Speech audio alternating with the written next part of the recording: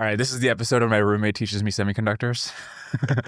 It's also the send-off for this this current set. It's yeah, after you use it, I'm like, I can't use this again. I gotta get out of here. No sloppy seconds for Dorcas. Yes.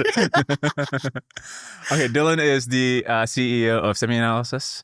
Dylan, the burning question I have for you: if you add up the big four, Amazon, Meta, Google, Microsoft, their combined forecasted capex that you published recently this year is $600 billion. And given yearly prices of renting that compute, that would be like close to 50 gigawatts. Now, obviously, we're not putting on 50 gigawatts this year, so presumably that's paying for compute that is going to be coming online over the coming years. So I have a question about how to think about the timeline around when that capex comes online.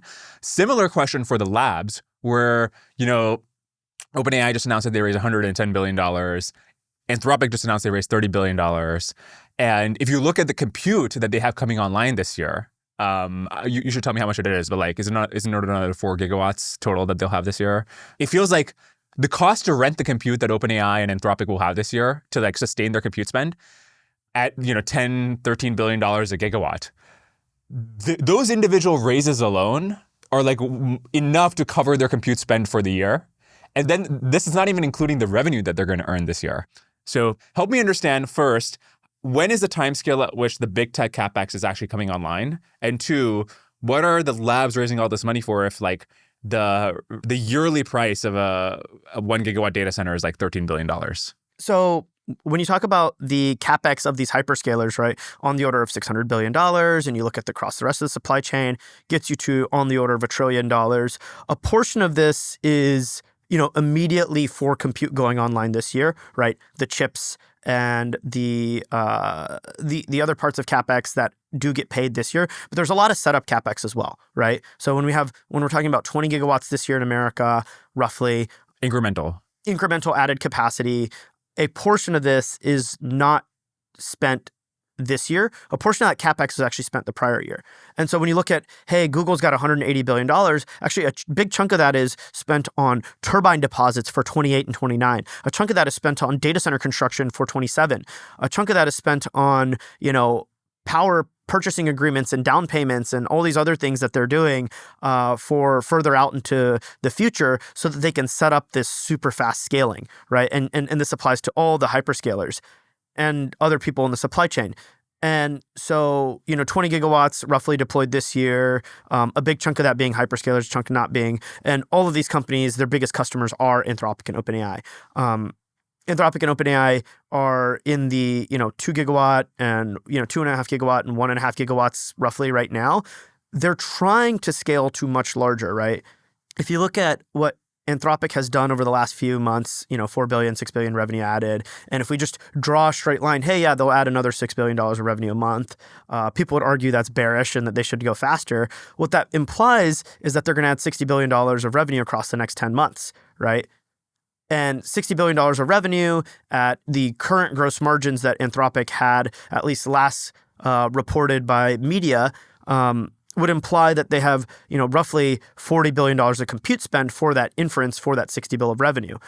That $40 billion of compute at roughly $10 billion a gigawatt rental cost means that they need to add 4 gigawatts of inference capacity just to grow revenue. And that's saying that their research and development training fleet stays flat, right? So, in a sense, Anthropic needs to get to well above 5 gigawatts by the end of this year. And it's going to be really tough for them to get there, but it's possible. Can I ask a question about that? So, yeah. If Anthropic was not on track to have 5 gigawatts by the end of this year, but it needs that to serve both the revenue that's gone crazier than expected, and maybe it's going to be even more than that, plus the research and training to make sure its models are good enough for next year, where is that going to come from?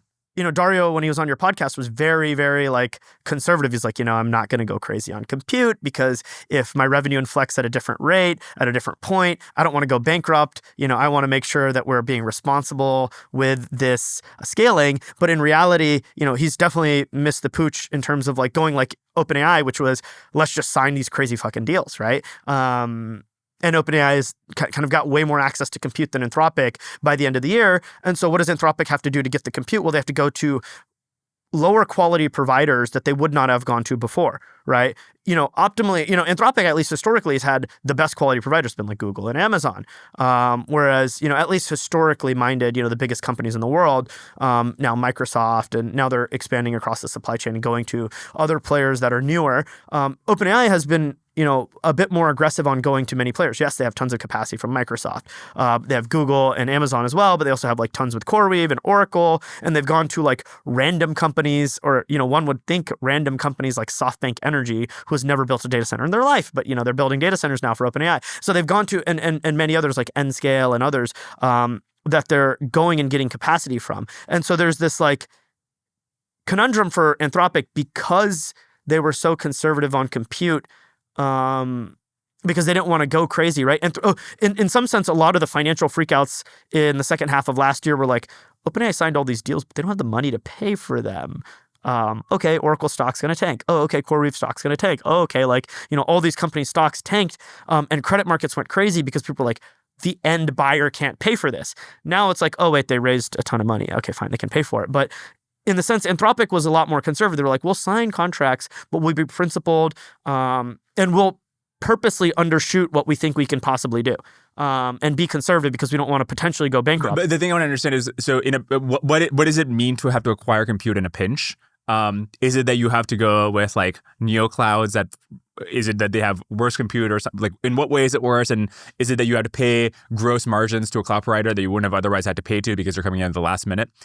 Who built the spare capacity such that it's available for Anthropic and OpenAI to get last minute? And like, basically, what is the concrete advantage that OpenAI has gotten if they end up at similar compute numbers by 2027? Is it just like they're going to end this year with different gigawatts? If so, how many gigawatts is Anthropic and OpenAI going to have by the end of this year? Yeah. So to acquire excess compute, I mean, yes, there is capacity at hyperscalers that, and not all contracts for compute are long-term, right? 5 years, right? There's compute that in 2023 or 2024, H100s 2025, that were signed at not 5-year deals, right? OpenAI, the vast majority of their compute is signed at 5-year deals. But they can, there were many other customers that had 1 year, 2 year, 3 year deals, 6-month deals on demand. And as these contracts roll off, who is the participant in the market most willing to pay price? And in this sense, right, we've seen H100 prices inflect a lot and go up, and people willing to sign long-term deals for, as above $2 even, right? Like, I've seen deals where certain AI labs, I'm going to be a little bit vague here for a reason, have signed at as high as $2.40 for 2 to 3 years for H100s, which, if you think about the margin, $1.40 for Hopper when you release it, or Hopper to build it across 5 years, and now 2 years in, you're signing deals that are 2 to 3 years that are at $2.40. Those margins are way higher, right? And so now you can crowd out all of these other suppliers, whether it's Amazon had these, or CoreWeave had these, or Together AI, or Nebius, or whoever it is, right? These neoclouds are the firms that had a higher percentage of Hopper in general because they were more aggressive on it, A. And B, they tended to sign shorter term deals, not CoreWeave, but the others tended to sign shorter term deals. And so, hey, if I want Hopper, there is some capacity out there. And then also, while most of the capacity at like an Oracle or CoreWeave is signed for a long-term deal in terms of Blackwell, anything that's going online this quarter is already sold. And in some cases, they're not even hitting all the numbers that they promised they would sell because there are some data center delays, not just those two, but like Nebius and all the other folks, Microsoft, Amazon, Google. But there is a lot of neoclouds, as well as some of the hyperscalers who have capacity they're building that they did not sell yet, or capacity that they were going to allocate to some internal use that is not necessarily super AGI focused that they may now turn around and sell. Or they may, in the case of Anthropic, they don't have to have all the compute directly, right? Amazon can have the compute. They can serve Bedrock, or Google can have the compute and serve Vertex, or Microsoft can have the compute and serve Foundry, and then do a revenue share with Anthropic, or vice versa. Okay, basically you're saying Anthropic is having to pay either this like 50% markup in the sense of the revenue share, or in the sense of last minute spot compute that they wouldn't have otherwise had to pay had they bought the compute early. Right, and there's a trade-off there, but also at the same time, for a solid 4 months, everyone was like, OpenAI, we're not going to sign deals with you. Like, that sounds crazy, right? Because you guys don't have the money. Now everyone's like, yeah, OpenAI, we believed you the whole time. We can sign any deal because you've raised all this money. But in a sense, Anthropic is constrained in that sense. There are not that many incremental buyers of compute yet because Anthropic hit the capability tier first where their revenue's mooning. That's interesting. Like that's this, because otherwise you're like, well, having the best model is a extremely depreciating asset that, 3 months later, or you don't have the best model. But like the reason it's important is that you can sign these deals and then lock in the compute in advance, get better prices. Doesn't this also imply, by the way, and maybe this is an obvious point, but there's, at least until recently, people had made this huge point about, what is the depreciation cycle of a GPU? And the bears, Michael Burry's or whatever, have said, look, people are saying that 4 or 5 years for these GPUs. And in fact, maybe it's because the technology is improving so fast or whatever, in fact, it makes sense to have 2-year depreciation cycles for these GPUs, which increases the sort of like reported amortized CapEx in a given year. And so makes it maybe financially less lucrative to building all these clouds. But in fact, you were pointing at like maybe the depreciation cycle is even longer than 5 years, because if we're using hoppers, and then especially if AI really takes off, and in 2030 we're like, fuck, we gotta like get the 7-nanometer fabs up, and we gotta like we gotta go back to the A100s, like turn on the A100s again. Then it's like actually the depreciation cycle is incredibly long, and so I feel like that's an interesting financial implication of what you're saying. There's a few strings to pull on there.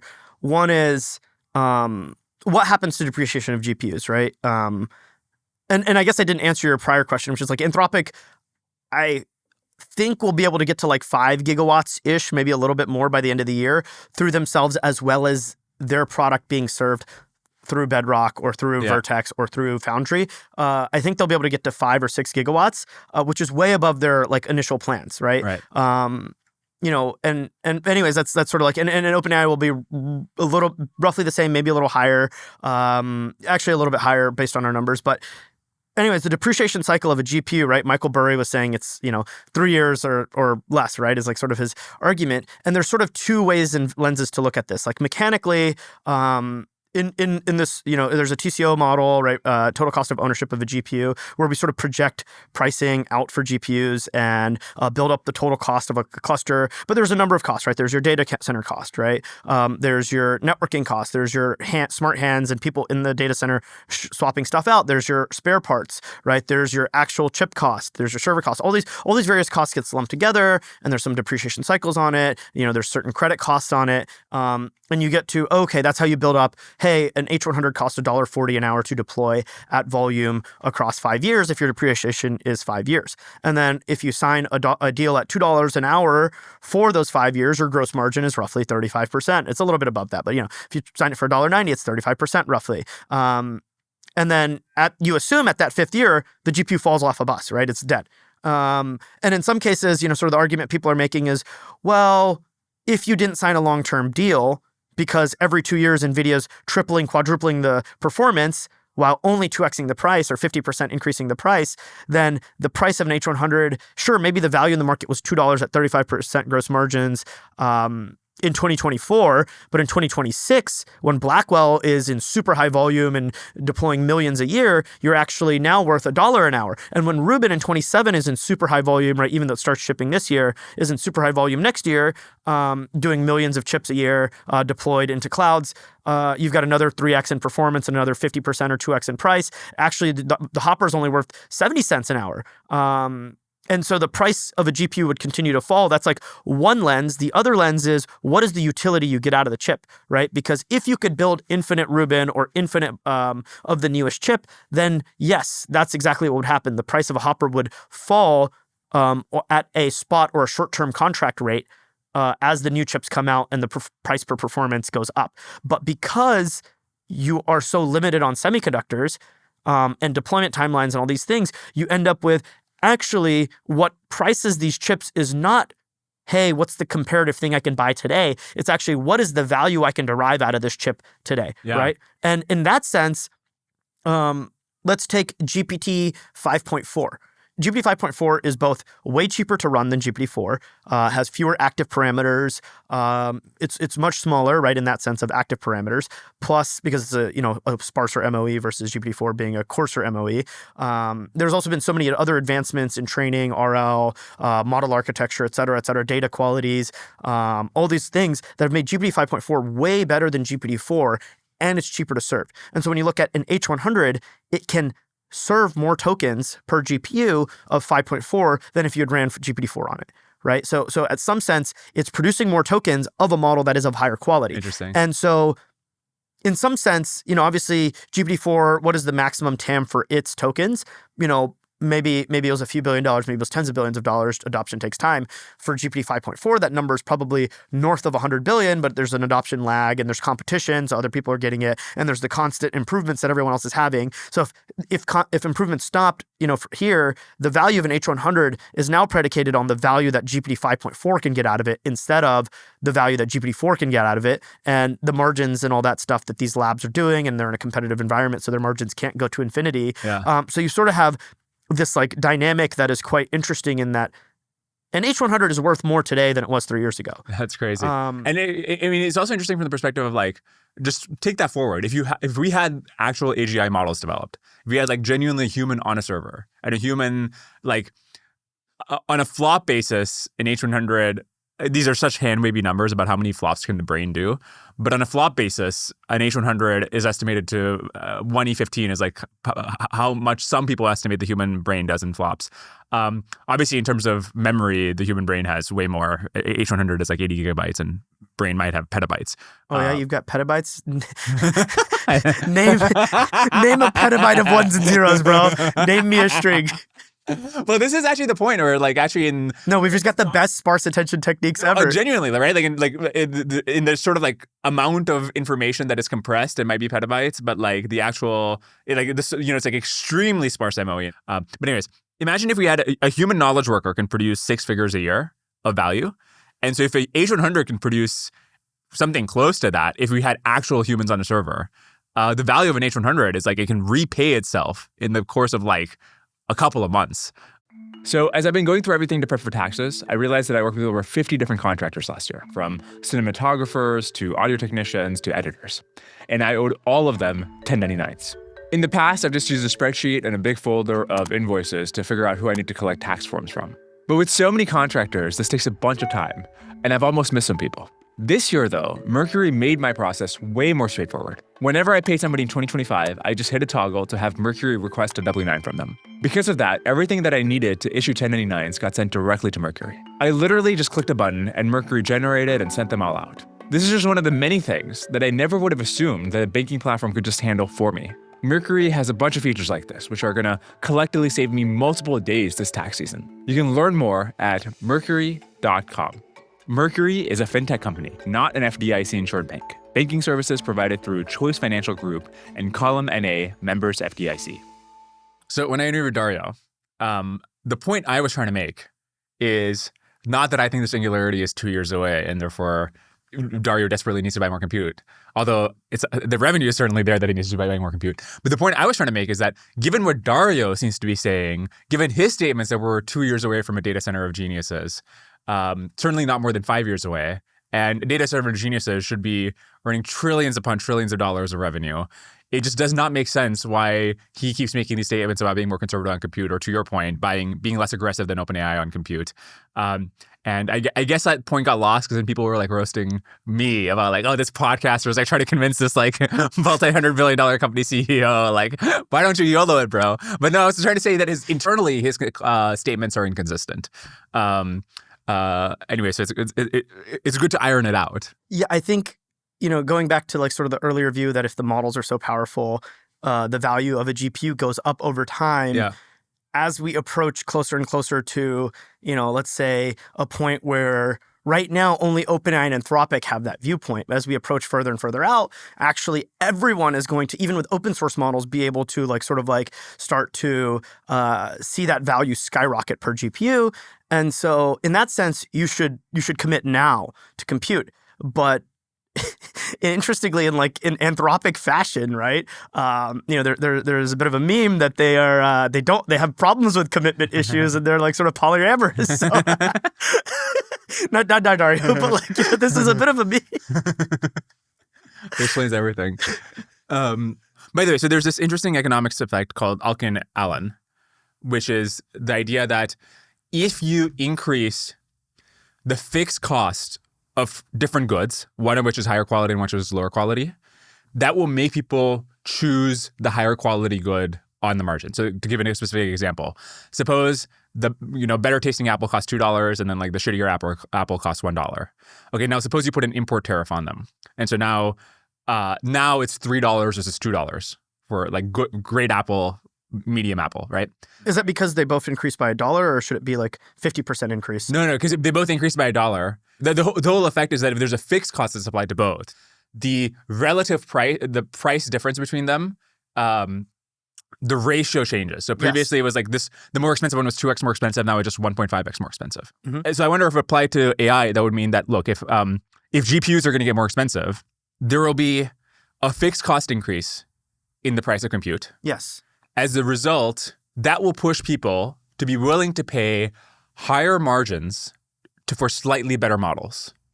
Because the calculus is, I'm going to be paying all this money for the compute anyways. I might as well just pay slightly more to making sure it's the very best model rather than a model that's slightly worse. Right. So the Hopper went from $2 to $3. And if a Hopper can make 1 million tokens of Opus and it can make 2 million tokens of Sonnet, the price differential between Opus and Sonnet has decreased because the price of the GPU has increased by $1 from 2 to 3. Exactly. Interesting. I think that makes a ton of sense. Also, I think we just see all of the volumes are on the best models today. All the revenue is on the best models today. And in a compute-limited world, there's sort of two things that happen, right? A, companies that have locked up, and don't have commitment issues, have these 5-year contracts for compute, they've kind of locked in a humongous margin advantage because they've locked in compute for 5 years at a price of what it transacted at 5 years ago or 3 years ago or 2 years ago, whatever it is. Whereas if you're now 3 years into that 5-year contract and someone else's 2-year contract or 3-year contract rolled off, and now you're trying to buy that at, modern pricing, when you're priced to the value of models, the price is going to be up a lot more.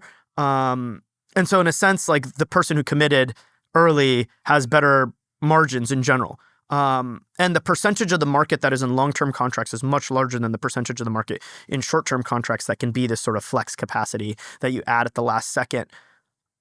And at the same time, right, so where does the margin go, right? Because models get more valuable. How much can the cloud players flex their pricing? Well, if in fact, if you look at CoreWeave, their average term duration is over 3 years right now.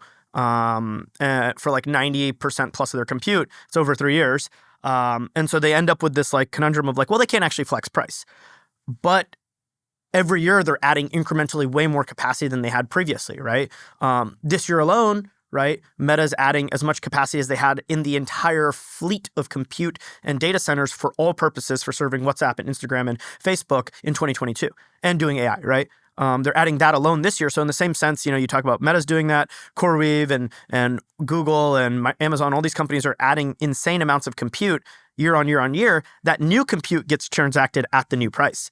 So in a sense, yes, you've locked in, as long as we're in a sort of a takeoff, right? Oh, OpenAI went from 600 megawatts to 2 gigawatts last year, and from 2 gigawatts to, 6 plus this year, and, 6 to 12 next year, right? The incremental added compute is where all the cost is, not the prior long-term contracts. So then who holds the card is the infra providers for charging margin, right? So now the cloud players, the neoclouds or the hyperscalers can charge the margin. Oh, they can't because, or they can to some extent. But then as you go upstream to, oh, well, who has access to all the memory and logic capacity? Well, it's Nvidia for the most part. They've signed a lot of long-term contracts. They've got $90 billion of long-term contracts today, and they're negotiating 3-year deals with the memory vendors today. You've got obviously Amazon and Google through Broadcom and their, Amazon directly and all these companies, sort of AMD. These companies hold all the cards because they've secured the capacity. And And TSMC is not raising prices, but memory vendors are just like sort of to some extent raising a lot of price, right? So they're going to double or triple price again. But then they're also signing these long-term deals. So who is able to accrue all the margin dollars is actually, potentially the cloud, potentially the chip vendors, and the memory vendors, until TSMC or ASML like break out and they're like, no, actually we're going to charge a lot more. But at the same time, do the model vendors get to charge crazy margins? I think at least this year, we're going to see margins for the model vendors go up a lot, right? Because they're so capacity constrained, they have to destroy demand, right? There's no way they can continue, Anthropic can continue at the current pace without destroying demand. Yeah, let's get into logic and memory. How specifically NVIDIA has been able to lock up so much of both? So I think according to your numbers, by 2027, NVIDIA is going to have like 70+% of N3 wafer capacity or something like that, or around that area. And then I forget what the numbers were for a memory at SK Hynix and Samsung and so forth. But if you look at, think about how the NeoCloud business works and how NVIDIA works with that, or how the RL environment business works and how Anthropic works with that. In both those cases, NVIDIA is purposely trying to fracture the complementary industry to make sure that they have as much leverage as possible. So they're giving, allocation to random neoclouds to make sure that there's not one person that has all the compute. Similarly, Anthropic or OpenAI, when they're working with the data providers, they say, no, we're going to just seed a huge industry of these things so that we're not locked into any one supplier for data environments. And I wonder why on the 3 nanometer process, that's going to be Trainium 3, that's going to be TPU v7, other accelerators potentially. And why is TSMC just giving it all up to NVIDIA rather than, trying to fracture the market? Yeah, so I think there's a couple like points here, right? On 3 nanometer, if we go back to last year, the vast majority of 3 nanometer was Apple, right? Apple's being moved to 2 nanometer, memory prices are going up, so Apple's volumes may go down, right? Because as memory prices go up, they have to either they cut margin or they move on. There's some time lag because they have long-term contracts, but basically, Apple likely reduces demand / moves to 2 nanometer faster, where 2 nanometer is only capable of sort of mobile chips today. And in the future, AI chips will move there. So sort of Apple has that. And then Apple's also talking to third-party vendors because they're getting squeezed out of TSMC a little bit because TSMC's margins on high-performance computing, HPC, AI chips, et cetera, is higher than it is for mobile because they have a bigger advantage in mobile, in HPC than they do in mobile. But anyways, when you look at what's TSMC running calculus here, actually, they're providing really good allocations to companies that are doing CPUs, right? So when you think about, hey, Amazon has Trainium and Amazon has Graviton, both of those are on 3 nanometer, Graviton being their CPU, Trainium being their AI chip, they're actually, TSMC is much more excited to give allocation to Graviton than they are to Trainium because they view CPU business as more stable, long-term growth, right? And as a company that is conservative and doesn't want to ride cycles of growth too hard, you actually want to allocate to the market that is more stable and lower growth rate first before you allocate all the incremental capacity to the fast growth rate market. Now, that is the case generally. And so when you look at like, hey, same for AMD, right? The allocations they get on their CPUs is like TSMC is much more excited about those than they are for GPUs. Likewise for Amazon. And Nvidia is a bit unique because yes, they have CPUs, yes, they make switches, yes, they make networking, they make NVLink, they make all these different InfiniBand, Ethernet, all these different products, NICs. By and large, most of these things will be on 3 nanometer by the end of this year with the Rubin launch and all the chips that are in that family, the GPU being the most important one. And yet NVIDIA is getting the majority of supply, right? Part of this is because you look at the market and you TSMC and others, like there are many ways that they forecast market demand. But also it's market signal, right? The market signaled, hey, we need this much capacity next year. We need this much. We'll sign non-cancelable, non-returnable. We may even pay deposits, right? Things like this. NVIDIA just did it way earlier than Google or Amazon. And in some cases, Google and Amazon had stumbling blocks. There was one of the chips got delayed slightly by a couple quarters, Trainium and all these sorts of things happened. And so in that case, there was a huge sort of like, okay, well, these guys are delaying, but NVIDIA is wanting more. And we are checking with the rest of the supply chain, is there enough capacity, right? So they're going to all the PCB vendors and they're saying, hey, is there enough Victory Giant? Is there enough PCB? This is like one of the largest suppliers of PCBs to Nvidia, and they're a Chinese company. All the PCBs come from China, sort of from them. Or many of them. And anyways, they're like, do you have enough PCB capacity? Great. Oh, hey, memory vendors, who has all the memory capacity? Oh, okay, Nvidia does. Great. So when you look at sort of in the same way, who is AGI pilled enough to buy compute in long timelines at levels that seem ridiculous to people who aren't AGI pilled, but nonetheless, they're willing to pay a pretty good margin and sign it now because they view in the future that ratio is screwed up. The same thing happens with the supply chain for semiconductors, right? NVIDIA was, I don't think NVIDIA is quite AGI pilled, right? Jensen doesn't believe software is going to be automated fully and all these things, right? Accelerated computing, not AI chips, right? It's AI chips, right? Yeah. But that's what he calls it, right? Yeah, because I think there's a broader term, right? AI is within that, but like physics modeling and simulations but it's just like he's not embracing the sort of like main use case. And I think he's embracing it, but like I just don't think he's like AGI pilled like Dario, right? Or Sam. But he's still way, way more AGI pilled than Google was at Q3 of last year or Amazon was at Q3 of last year. And he saw way more demand, right?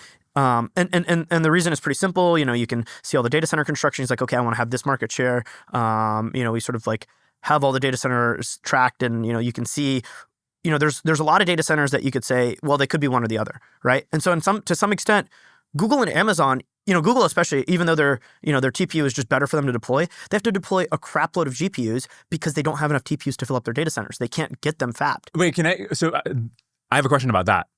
Google sold, I think, 1 million, was it the V7s, the Ironwoods, to Anthropic. And you're saying in general, there's the big bottleneck right now, this year or next year, I guess going forward forever now, is going to be the logic memory, the stuff that like it takes to build these chips. And Google has DeepMind. This is the other third prominent AI lab. And if this is the big bottleneck, why would they sell it rather than just giving it to DeepMind? Right. So this is, again, like a problem with like, DeepMind people were like, this is insane. Why did we do this? Yeah. Right. But then Google Cloud people and Google executives saw a different like thought process, right? And basically, you and I know the compute team. There's one guy from, both of them actually came from Google. The main people on the compute team at Anthropic, they saw this dislocation. They negotiated a deal, and they were able to get access to this compute before Google realized. And so actually the chain of events, at least from our data that we found, was in early Q3, we saw over the course of like 6 weeks, we saw capacity on on TPUs go up by a significant amount over the course of those 6 weeks, and it went up like multiple times in those 6 weeks, right? There were multiple requests. Google even had to go to TSMC and explain to them why they needed this increase in capacity because it was so sudden.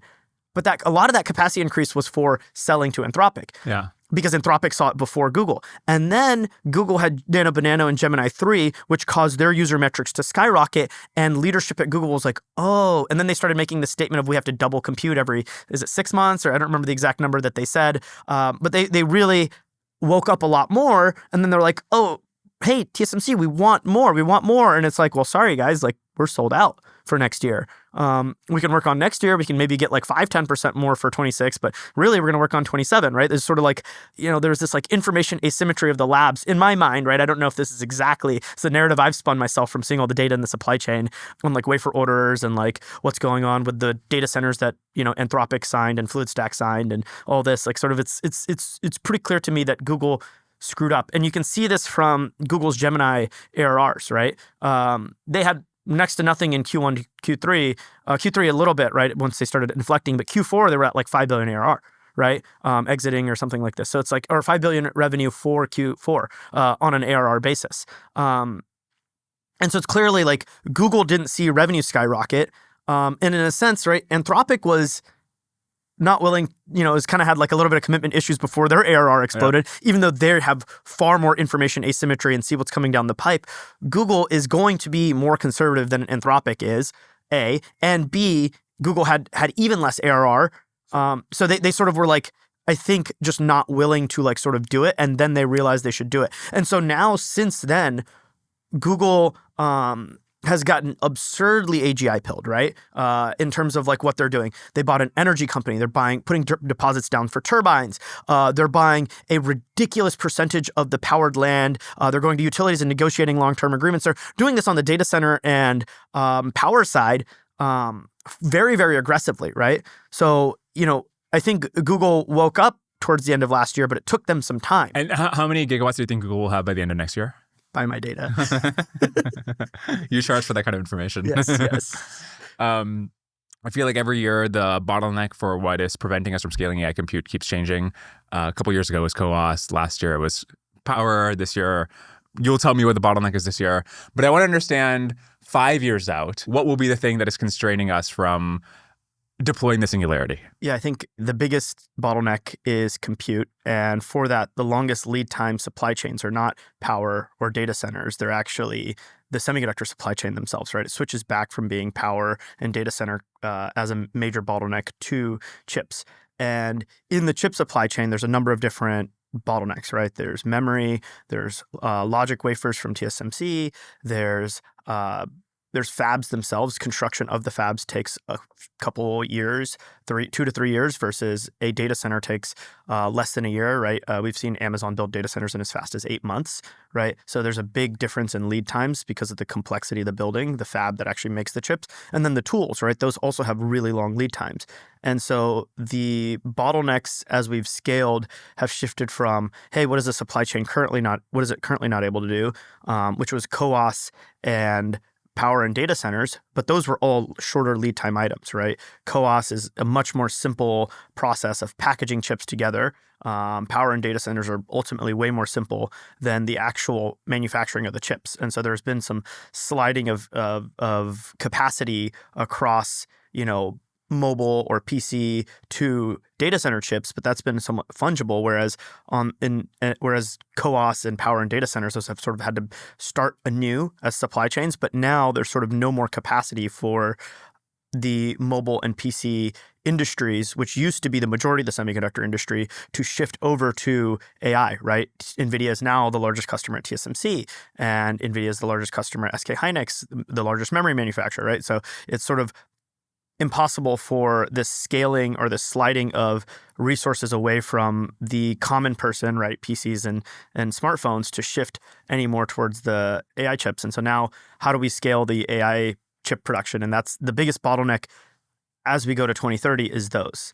It'd be very interesting if there's an absolute gigawatt ceiling that you can project out to 2030 based just on, hey, we can't produce more than this many EUV machines. Right. So to scale compute further, right, there's some different bottlenecks this year, next year, but ultimately by 28, 29, the bottleneck falls to the lowest rung on the supply chain, which is ASML, right? ASML makes the world's most complicated machine, i.e. an EUV tool, and the selling price for those is $300, $400 million. And currently, they can make about 70. Next year, they'll get to 80. Even under very aggressive supply chain expansion, they only get to a little bit over 100 by the end of the decade. And so what does that mean? Okay, they can make 100 of these tools by the end of the decade and 70 right now. How does that actually translate to AI compute, right? We see all these numbers from Sam Altman and many others across the supply chain, gigawatts, right? How many gigawatts are we adding? And we see, Elon saying, hey, the 100 gigawatts in space.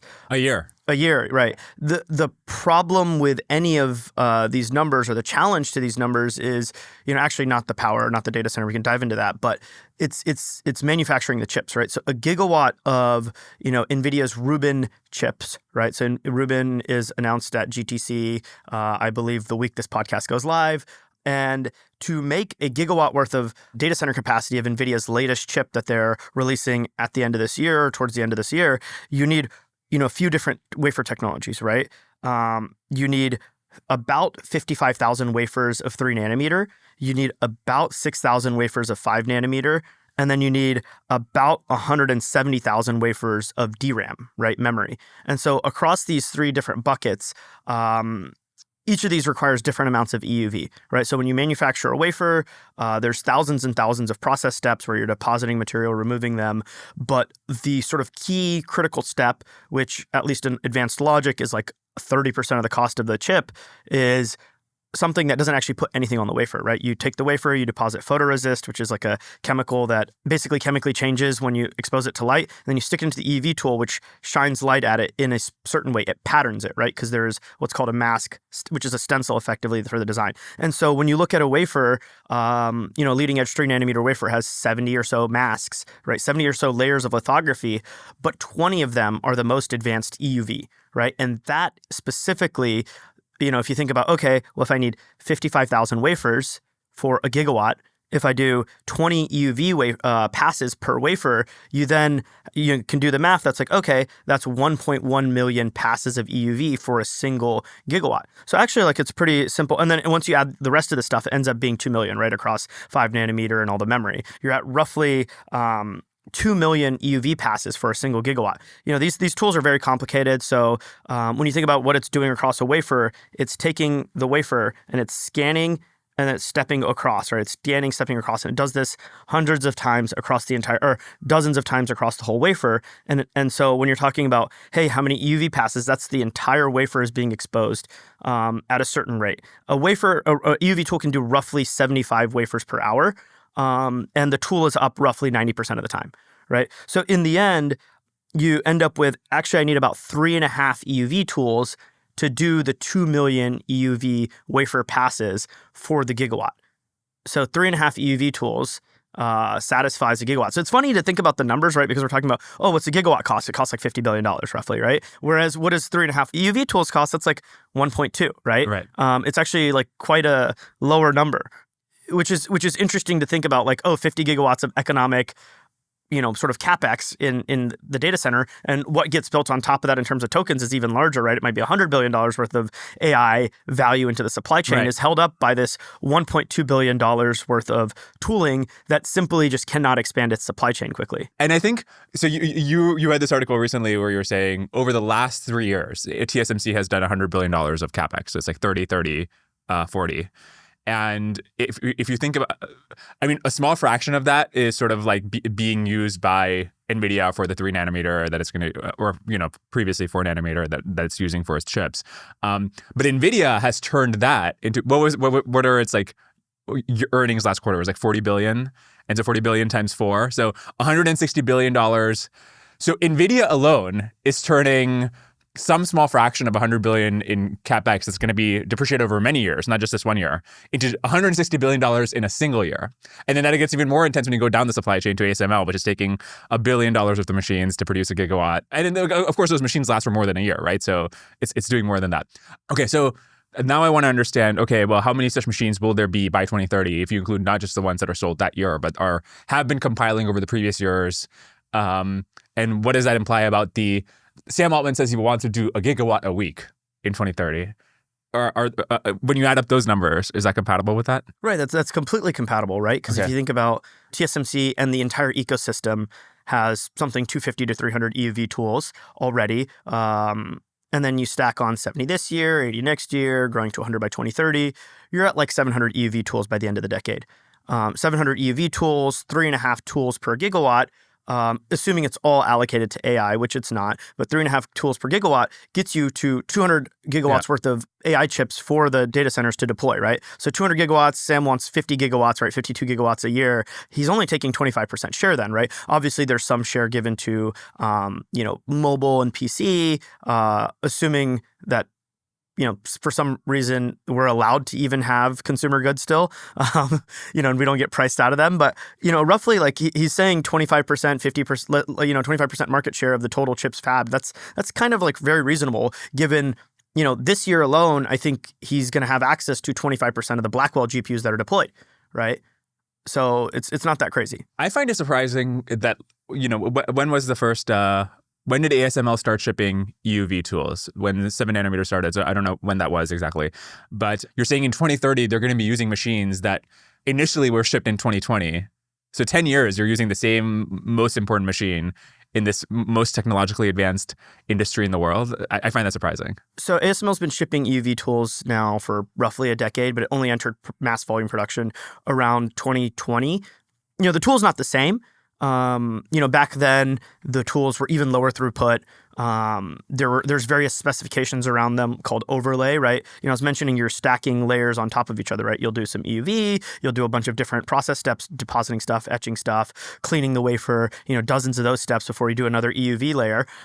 There's a spec called overlay, right? Which is, okay, you did all this work, you drew these lines on the wafer. Now I want to draw these dots, right? Let's just say I want to draw these dots to connect these lines of metal to, and then holes, and then the next layer up is another set of lines that goes perpendicular. So now you're connecting wires going perpendicular to each other. You have to be able to land them on top of each other. So it's called overlay. And overlay is a spec that's been improved rapidly by ASML. Wafer throughput has been improved rapidly by ASML. And also the price of the tool has gone up, but not as much as the capabilities of the tool, right? Initially, the EUV tools were like 150 million, and over time, they're now like 400 million, as I look out to 2028. But the capabilities of the tools have more than doubled as well, right? Especially on throughput and overlay accuracy, which is the ability to stack, accurately align the subsequent passes on top of each other, even though you do tons of steps between. And so this is ASML is improving super rapidly. I think it's also something noteworthy to say. ASML is maybe one of the most generous companies in the world, right? They have this linchpin thing. No one has anything competitive. Maybe China will have some EUV by the end of the decade, but no one else, has anything even close to EUV. And yet they haven't taken price and margins up like crazy, right? You go ask, some other folks, that we talk to all the time, like, for example, Leopold, and they're like, why, let's have the price go up, right? Because they can. The margin is there. You can take the margin. Like Nvidia takes the margin. Memory players are taking the margin, but ASML has never risen the price more than they've increased the capability of the tool. And so in a sense, they've always provided net benefit to their customer. It's not that the tool is stagnant. It's just that these tools are old. Yes, you can upgrade them some, and the new tools are coming. And for simplicity's sake, we're kind of ignoring, the advances for this podcast, the advances in overlay or throughput per tool. So you say we're producing 60 of these machines this year and then 70, 80 over subsequent years. What would happen if ASML just decided to double its CapEx or triple its CapEx? What is preventing them from producing more than 100 in 2030? Why so confident that even 5 years out, you can be relatively sure what their production will be? So I think a couple factors here, right? ASML has not decided to just go YOLO, let's expand capacity as fast as possible, right? In general, the semiconductor supply chain has not, right? It's lived through the booms and busts, and we can talk a bit more about it, but basically no one, some players as of very recently have woken up, but in general, no one really sees demand for 200 gigawatts a year of AI chips or, trillions of dollars of spend a year in the semiconductor supply chain. They're just they're not AI pilled, right? They're not AGI pilled. We're going to get to $1 trillion this year. Yeah, I feel you, but I'm saying no one really understands this in the supply chain. Constantly we're told our numbers are way too high, and then when they're right, they're like, oh yeah, but your next year's numbers are still too high. And it's but anyways, ASML has their tool has four major components, right? It has the source, right, which is made by Cymer in San Diego. It has the reticle stage, which is made in Wilmington, Connecticut, right? It has the wafer stage and the optics, right, the lenses and such, and those two are made in Europe, right? And so when you look at each of these four, they're tremendously complex supply chains that A, they have not tried to expand massively, and B, when they try to expand them, the time lag is quite long, right? And so, again, this is the most complicated machine that humans make, period, right, at a volume, at any sort of volume, but let's talk about the source specifically, right? What does the source do? It drops these tin droplets. It hits it 3 subsequent times with a laser perfectly. So the first one hits this tin droplet, expands out. It hits it again, so it expands out to this perfect shape, and then it blasts it at super high power, and the tin droplets get excited enough that they release EUV light, 13.5 nanometer, and then it's in this thing that is basically collecting all the light and directing it into the lens stack, right? Then you have the lens stack, which is Carl Zeiss, right, as you mentioned, and some other folks, but Zeiss being the most important part of it. They also have not tried to expand production capacity because they don't see any, they're like, oh yeah, we're growing a lot because of AI. We're growing from 60 to 100, right? It's like, no. We need to go to like a couple hundred, but it's fine, whatever. Each of these tools has, I think 18 of these lenses effectively, mirrors.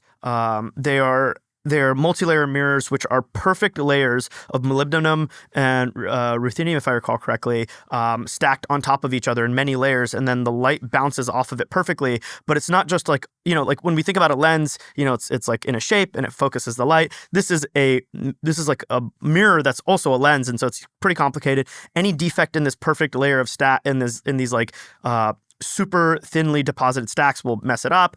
Any curvature issues, like there is a lot of challenges with scaling the production. It's quite artisanal, right, in this sense, right? Because you're not making tens of thousands of these a year. You're making hundreds, you're making thousands, right? Talk about 60 tools a year, 18 of these per tool. You end up with, you're still in the, hundreds of tools, or 1,000. You're at the 1,000 number roughly for these lenses and projection optics. So then you step forward to the reticle stage, which is also something really crazy. This thing moves at, I want to say, 9 Gs. Like it will shift 9 Gs because as you step across a wafer, the tool will go, and the wafer stage is complementary. It's the wafer part. So you line these two things up. You're taking all the light through the lenses that's focused, and here's the reticle, here's the wafer, and you're passing. The reticle's moving one direction, the wafer's moving the other direction as it scans a 26 by 33 millimeter section of the wafer, and then it stops.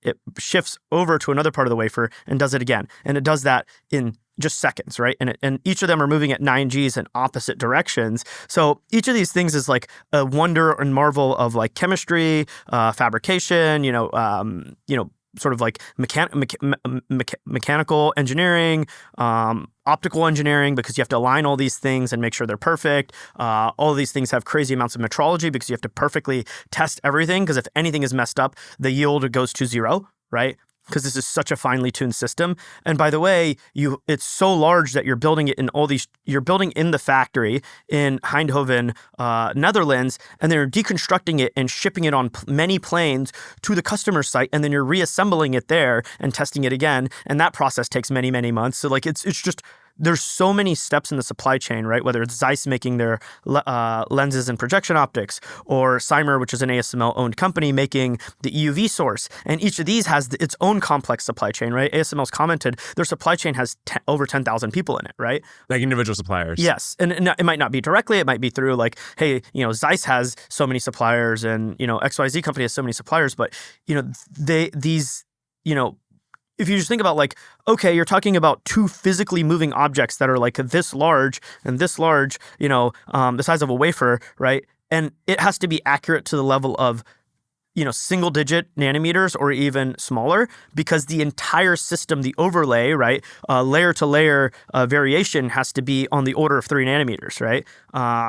And so if the overlay is 3 nanometers, that means each individual part, the accuracy of its physical movement has to be even less than that, right? It has to be sub 1 nanometer in most cases, because the error of these things stacks up, right? And so there's no way to like, just like snap your fingers and increase production, right? Things simple as power, right? The US going from 0% power growth to 2% power growth, even though China's already at 30, was like so hard for America to do, right? And that's a really simple supply chain with very few people in the supply chain, right? Who make difficult things. And there's, probably 100,000 electricians / people who work in the supply chain of electricity or more in the US. And, when you look at, ASML employs like so few people. Carl Zeiss probably employs like less than 1,000 people working on this. And all of those people are like super, super specialized. So it's, you can't just train random people up for this, like in the snap of a finger. You can't just get your entire supply chain to get galvanized, right? NVIDIA's had to do a lot to get the entire supply chain to even deliver the capacity they're going to make this year. Even though when you go talk to Anthropic, they're like, well, we're short of TPUs, we're short of Trainium, we're short of GPUs. When you go talk to OpenAI, they're like, we're short of these things, right? So OpenAI and Anthropic, they know they need X. NVIDIA is not quite as AGI pilled, and they're building, X minus 1. And you go down the supply chain, everyone's doing -1. And in some cases, they're doing like divided by 2, right? Because they're not AGI pilled, right? I think, and so you end up with, the time lag for this whip to react, right? The sort of AI pilledness is and desire to increase production is so long. And then once they finally understand, hey, we need to increase production rapidly, right? And they think they understand, oh, AI means we have to go from 60 to 100. In addition to the tools all just getting better and faster, the source getting higher power from 500 watts to 1,000 and, all these other aspects of the supply chain, advancing technically plus increase of production. They think they're like actually increasing production a lot. But if you flow through the numbers of, hey, what does Elon want? He wants 100 gigawatts a year in space by 2028, is it? Or 2029? And, Sam Altman wants 52 gigawatts a year by the end of the decade. And you look at, probably Anthropic needs the same. And then, Google needs that. You go across the supply chain. It's like, wait, no, the supply chain can't possibly build enough capacity for everyone to get what they want on the side of compute. Real conversations are full of fits and starts and pauses and interruptions. I mean, just listen to this episode. At least superficially, voice models have gotten pretty good at handling these kinds of things. But at a deeper level, interruptions can throw off a model's understanding and degrade the quality of its responses. And it's not always clear why. Labelbox realized that this was a huge bottleneck for their customers. So they built an evaluation pipeline called EchoChain to help you diagnose and fix your voice model's specific failure modes. EchoChain starts by feeding conversations into your voice model. It then injects interruptions at specific intervals and classifies any failures into one of 3 different modes. 1, did it acknowledge a correction but keep the old plan? 2, did it adapt briefly but then slide back to old assumptions? Or 3, did it abandon the old task entirely? This is extremely useful information because Labelbox can get your model the exact data it needs to fix whatever issue is preventing it from being a viable and competent voice model. So if you want to ensure that your voice model stays performant in real conversations, you should reach out to Labelbox. Go to labelbox.com/Dwarcash. So I feel like in the data center supply chain for the last few years, people have been making arguments of this specific thing we are bottlenecked by, therefore AI compute can't scale more than X. But then as you've written about, oh no, if say the grid is a bottleneck, then we just do behind the meter on the site, we do gas turbines, et cetera. If that doesn't work, there's like all these other alternatives that people fall back on. And I want to ask you a question about whether we can imagine a similar thing happening in the semiconductor supply chain. So if EUV becomes a bottleneck, well, what if we just went back to 7 nanometer and do what China is doing currently and producing 7 nanometer chips with multi-patterning with DUV machines? And if you look at a 7 nanometer chip like the A100, there's been a lot of progress, obviously, since from the A100 to the B100 or B200. But how much of that progress is just numerics? And then, like, if you just hold constant, say FP16 from A100 to B100, the B100 is like a little over 1 petaflop, and then A100 is like 300 teraflops. And so you have like basically 3x holding numerics constant. You have like a 3x improvement from A100 to B100. And then some of that is the process improvement. Some of that is just the accelerator design improving, which we could replicate again in the future. And so then it just seems like actually it's like very small effect from the process improving from 7 nanometer to 4 nanometer. So I don't know, say we have, I don't know the numbers offhand, but let's say there's like 150K wafers per month of 3 nanometer, and then eventually similar amounts for 2 nanometer. But then there's a similar amount for 7 nanometer, right? So if you have all those old wafers, and then there's maybe a 50% haircut because the process, the bits per wafer area are like, what is it, 50% less or something? Then it's like, it doesn't seem like that bad to just bring on 7 nanometer wafers, and then, that gives you another 50 or 100, another 100 gigawatts. Tell me why that's naive. Yeah, so I think we potentially do go crazy enough that this happens because we just need incremental compute, and the compute is worth the higher cost, power, et cetera, of these chips. But it's also unlikely to some extent, to a large extent, because of I think just comparing, some of these are like not fair comparisons, right? For example, from A100, which is 312 teraflops, to Blackwell, which is like 1,000 ish of FP16. Or maybe it's 2,000, and then Rubin is like 5,000 or so FP16. It's not a fair comparison because these chips have vastly different, design targets, right? At at A100, that is what Nvidia optimized for, was FP16, bfloat16 numerics. When you look at Hopper, they didn't care as much about that. They cared about FP8. When you look at Rubin, they don't care about FP16 and BF16 as much. They care mostly about FP4 and 6, right? And so numerics are what they've designed designed their chip for. And so there's a couple okay, let's just say, let's make a new chip design on 7 nanometer. Sure, we can do that. And then it's optimized for the numerics of the modern day. The performance difference is still going to be much larger than the flops difference you mentioned, right? Often it's easy to boil things down to flops per watt or flops per dollar, but that's actually not a fair comparison, right? And so this is where sort of you can bring in, hey, let's look at Kimi K1 or DeepSeek. When you look at Kimi or Kimi K2.5, sorry, and DeepSeek, when you look at these two models and you look at their performance on Hopper versus Blackwell on, very optimized software, you get vastly different performance, right? And most of this is not attributed to flops. A lot of this is or numerics, right? Because those models are actually 8-bit. So it's not like Blackwell's and Hopper, they're both optimized for 8-bit, and Blackwell's not really taking advantage of its 4-bit there. The performance gulf is actually much larger. And, the way you can sort of compare them and think about them is, sure, it's one thing to, shrink process technology and make the transistors smaller, and each chip has X number of flops.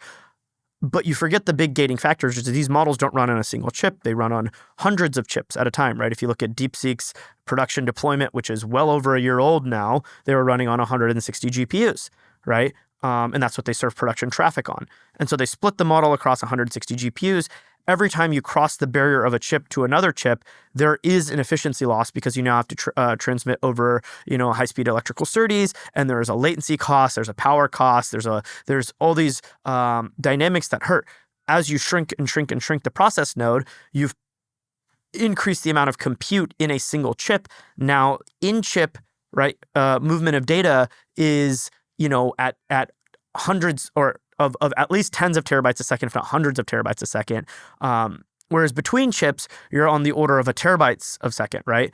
And so this movement of data between chips that are super close to each other physically, and then you can only put so many chips close to each other physically, so you have to put chips in different racks. The order of data between that is on the order of hundreds of gigabits a second, right? 400 gig or 800 gig a second. So 100 gigabytes a second, roughly. And so you've got this huge ladder of on chip I can communicate at super fast speeds. Within the rack I can communicate at order of magnitude speeds. Outside the rack I can communicate at an even order of magnitude lower than that. And as you break the bounds of chips, you end up with this performance loss. So anyways, the reason I explain this is because when you look at Hopper versus Blackwell, even if both of them are using, a rack worth of chips, the Hopper is significantly slower because the amount of performance that you have leveraged to the task within that, within each domain of, hey, tens of terabytes a second of communication between these transistors or these processing elements, and, terabytes a second between these processing elements is much, much higher, and therefore the performance is much higher. So when you look at inference at, let's say, 100 tokens a second for DeepSeek and Kimi K2.5, Hopper versus Blackwell, the performance difference is on the order of 20x. Interesting. Not 2 or 3x like the flops performance difference indicates, even though those are on the same process node. Makes sense, yeah. There's just differences in networking technologies and what they've worked on. And so you can translate some of these back. But when you look at Rubin, what they're doing on 3 nanometers, some of these things are just not possible to do all the way back on A100, even if you make a new chip for 7 nanometer. There's just certain architectural improvements you can port. There's certain ones you cannot. And so the performance difference is not just going to be the difference in flops. It's in some senses cumulative between the difference in, flops per chip, networking speed between chips, how many flops are on a chip versus a system, memory bandwidth on a single chip and on an entire system. All of these things compound. Can I ask you a very naive question? So last year, the B200 has now 2 dies on a single chip, so you can get that bandwidth on a single chip without having to go through NVLink or InfiniBand. And then next year, Rubin Ultra will have 4 dies on one chip. What is preventing us from just doing that with an old, how many dies could you have on a single chip and still get these tens of terabytes a second? Yeah, so even within Blackwell, there are differences in performance when you're communicating on the chip versus across the chips. Those bounds are obviously much smaller than when you're going, out of the entire chip, but each die versus, within the package. And so anyways, when you scale, the number of chips up, there is some performance loss. It's not just perfect, but it is way better than different entire packages. Now, how large can advanced packaging scale? The way Nvidia is doing it is CoWoS. The way Google and with Broadcom and MediaTek and Amazon, Trainium, all these chips are doing is called CoWoS. But actually, you can go and look back at what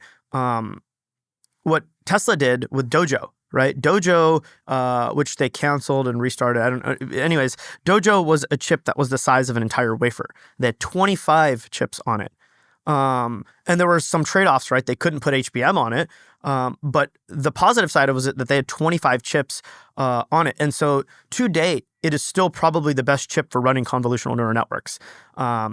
It's just not great at transformers because the sort of the shape of the chip, the memory, the arithmetic, all these various specifications of it are just not well suited for transformers. They're well suited for CNNs. And anyway, so Dojo chips were optimized around that. They made a bigger package, but at the same time, as you make packages bigger and bigger and bigger, you have other constraints, right? Networking speed, memory bandwidth, cooling capabilities, all of these things start to rear their heads. It's not simple, but yes, you will see a trend line of more chips on the package. And yes, you're going to be able to do that on 7 nanometer. In fact, that's what Huawei did with their Ascend 910C or D.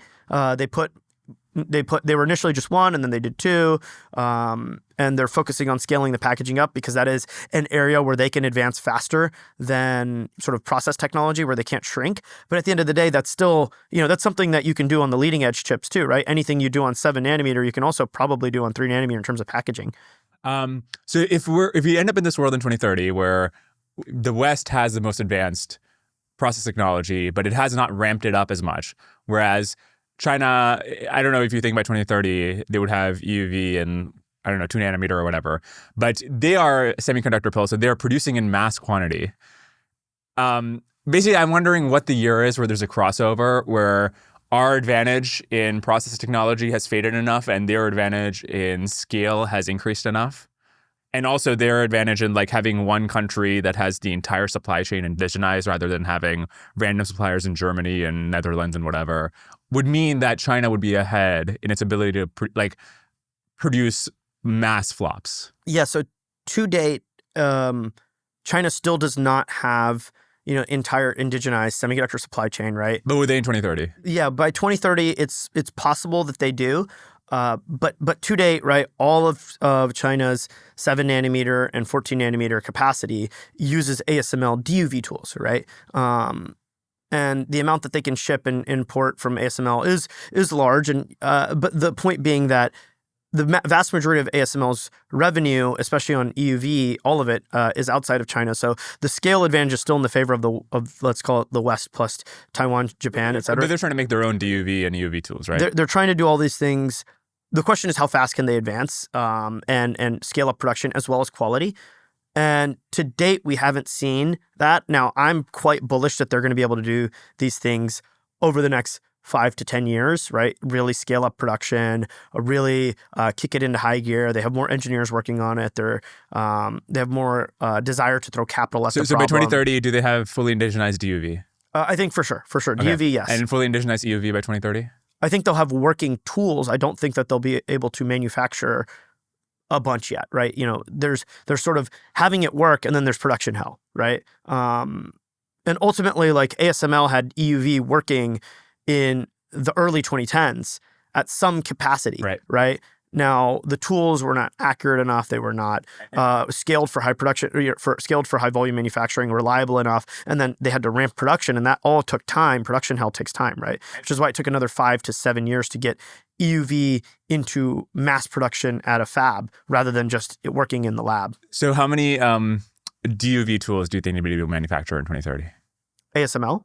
No, China. Oh, that's a great question.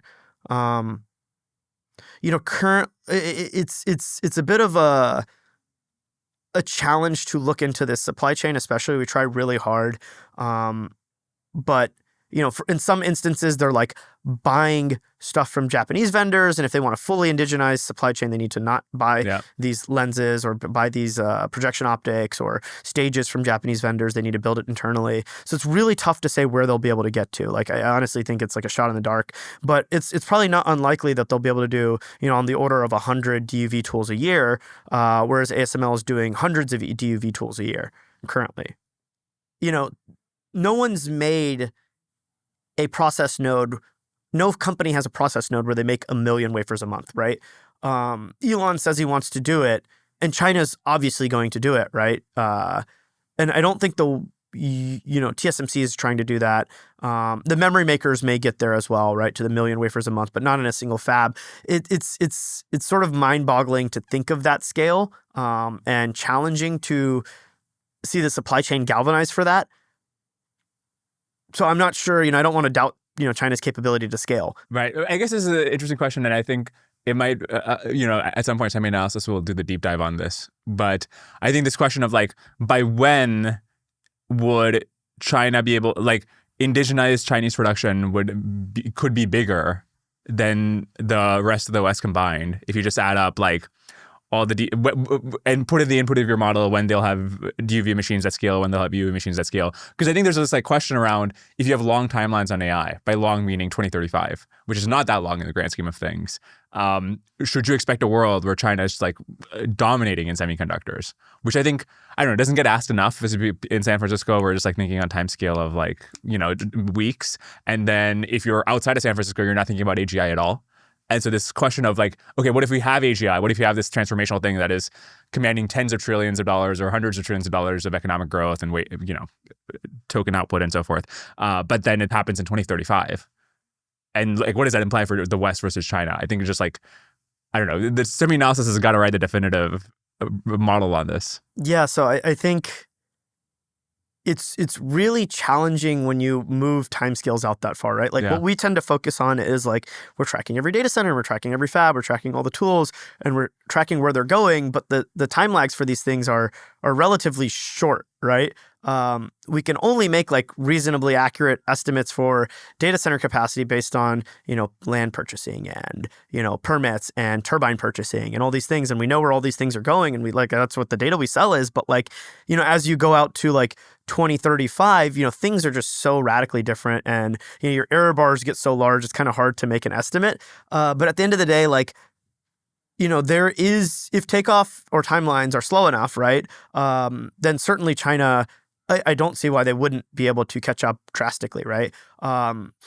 In some sense, we've got like this valley, right, of where, call it 3 to 6 months ago, Chinese models were, or maybe even now, Chinese models are competitive as they've ever been. I think Opus 4.6 and GPT 5.4 have really pulled away and made the gap a little bit bigger, but I'm sure, some new Chinese models will come out. But as we move from, hey, these companies are selling tokens where they provide the entire reasoning chain and all that, to selling automated, white-collar work, right? Automated software engineer, send them the request, they give you the result back, and there's a bunch of thinking on the back end that they don't show you. The ability to distill out of American models into Chinese models will be harder, A.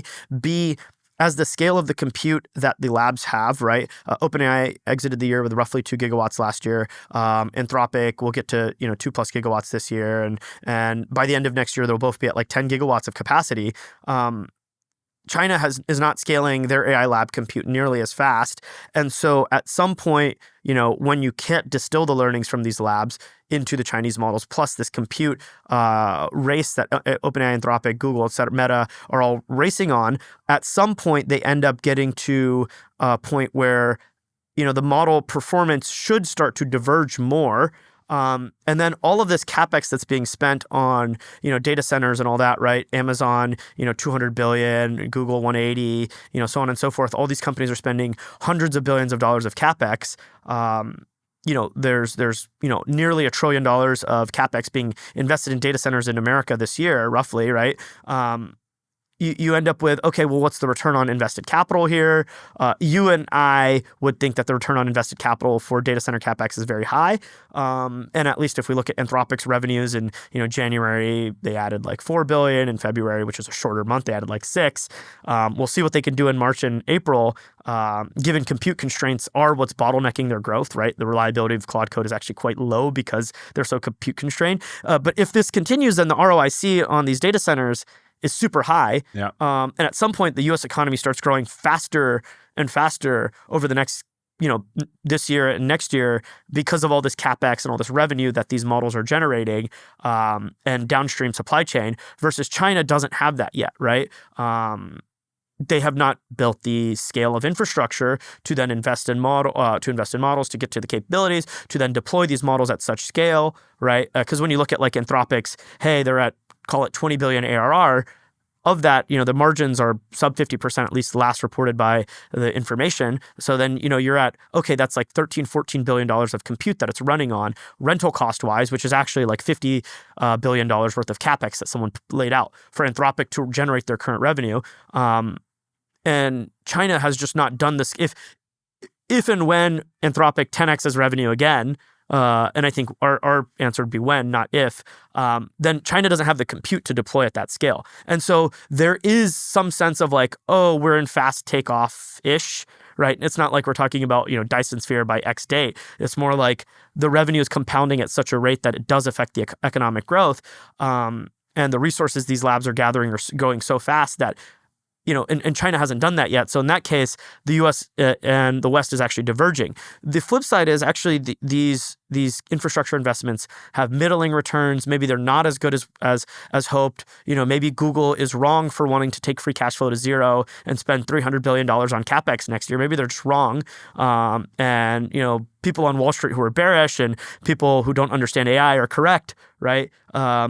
And in which case, then the U.S. is building all this capacity. It doesn't get really great returns, and China is able to build the fully vertical indigenized supply chain, not U.S., Japan, Korea, Taiwan, Southeast Asia, Europe, all these countries together building this like less vertical supply chain. And in a sense, at some point, China is able to scale past us if AI takes longer to get to certain capability levels than, I would say the vast majority of your guests on this podcast believe. Yeah. It's like fast timelines, US wins, long timelines, China wins. Right, but I don't know what fast timelines means, right? Like I don't think you have to believe in AGI to have the timelines where the US wins. Okay, let's go back to memory because I think this is maybe people on Wall Street and people in the industry are understanding how big this is, but maybe generally people don't understand how big a deal this is. So we've got this memory crunch, as you're talking about. And earlier I was asking about, could we solve for the EUV tool shortage by going back to 7 nanometers? So let me ask a similar question about memory. HBM is made of DRAM, but has 3 to 4x less bits per wafer area than the DRAM it's made out of. Is it possible that accelerators in the future could just use commodity DRAM and not HBM? And so we can make much more capacity out of the DRAM we get. And the reason I think this might be possible is, look, if we're going to have agents that are just going off and doing work and it's not a synchronous chatbot application, then you don't necessarily need extremely high, fast latency kinds of things anymore. And so maybe you can have the low bandwidth, because the reason you stack DRAM into stacks and make HBM is for higher bandwidth. And so is it possible to go to HBM accelerators and basically have the opposite of Claude Code fast, like have Claude Code slow and and do that? Yeah, I think at the end of the day, the incremental purchaser who's willing to pay the highest price for tokens also ends up being the one that's like less price sensitive. And the compute should be allocated in a capitalistic society towards the goods that have the highest value, and the private market determines this by willingness to pay. And so to some extent, sure, Anthropic could actually release a slow mode, right? They could release Claude slow mode and have an increase in tokens per dollar by a significant amount. They could probably like reduce the price of Opus 4.6 by 4x, 5x, and reduce the speed by maybe just like 2x. Like the curve on inference throughput versus speed is there already just on HBM. And yet they don't, because no one actually wants to use a slow model. And furthermore, on these agentic tasks, it's great that the model can run at this time horizon of hours. That's kind of like, okay, well, if the model was just running slower, that hours would become a day, right? Or vice versa, right? If the model's running faster, that hours becomes hour. And yet, no one really wants to move to that day-long wait period because the highest value tasks also have some time sensitivity to them, right? And so I struggle to see, yes, you could use DDR, but then there's a couple like things that are challenging with this, right? You could use regular DRAM. One is you're still limited. One of the like core constraints of chips, even though they're sort of like there's a chip is like a certain size. All of the I/O escapes on the edges of the chip, right? So oftentimes, what you see is the left and the right of the chip are HBM. The I/O from the chip to the HBM is on the sides, and then the top and bottom are I/O to other chips, right? And so if you were to change from HBM to DDR, then all of a sudden this I/O on this edge would have significantly less bandwidth, but it had significantly more capacity per chip. Yeah. Because and so yes, you're making less. The metric that you actually care about is bandwidth per wafer, not bits per wafer. Because the thing that is constraining the flops is just getting in and out the next matrix, and for that you just need more bandwidth. Yeah, getting out the weights and getting in and out the KV cache. Right. And so, in many cases, these GPUs are not running at full memory capacity. Yes, it's obviously like a system design thing, model hardware, software co-design of, hey, how much KV cache do I do? How much do I keep on the chip? How much do I offload to other chips and call when I need it for tool calling or whatever? How much how many chips do I parallelize this on? Obviously, these are like, the search space of this is like very broad, which is why we have like Inference X, like which is like an open source model, like searches all the optimal points on inference for a variety of 8 different chips and models. Anyways, like the point is, you're not always necessarily constrained by memory capacity.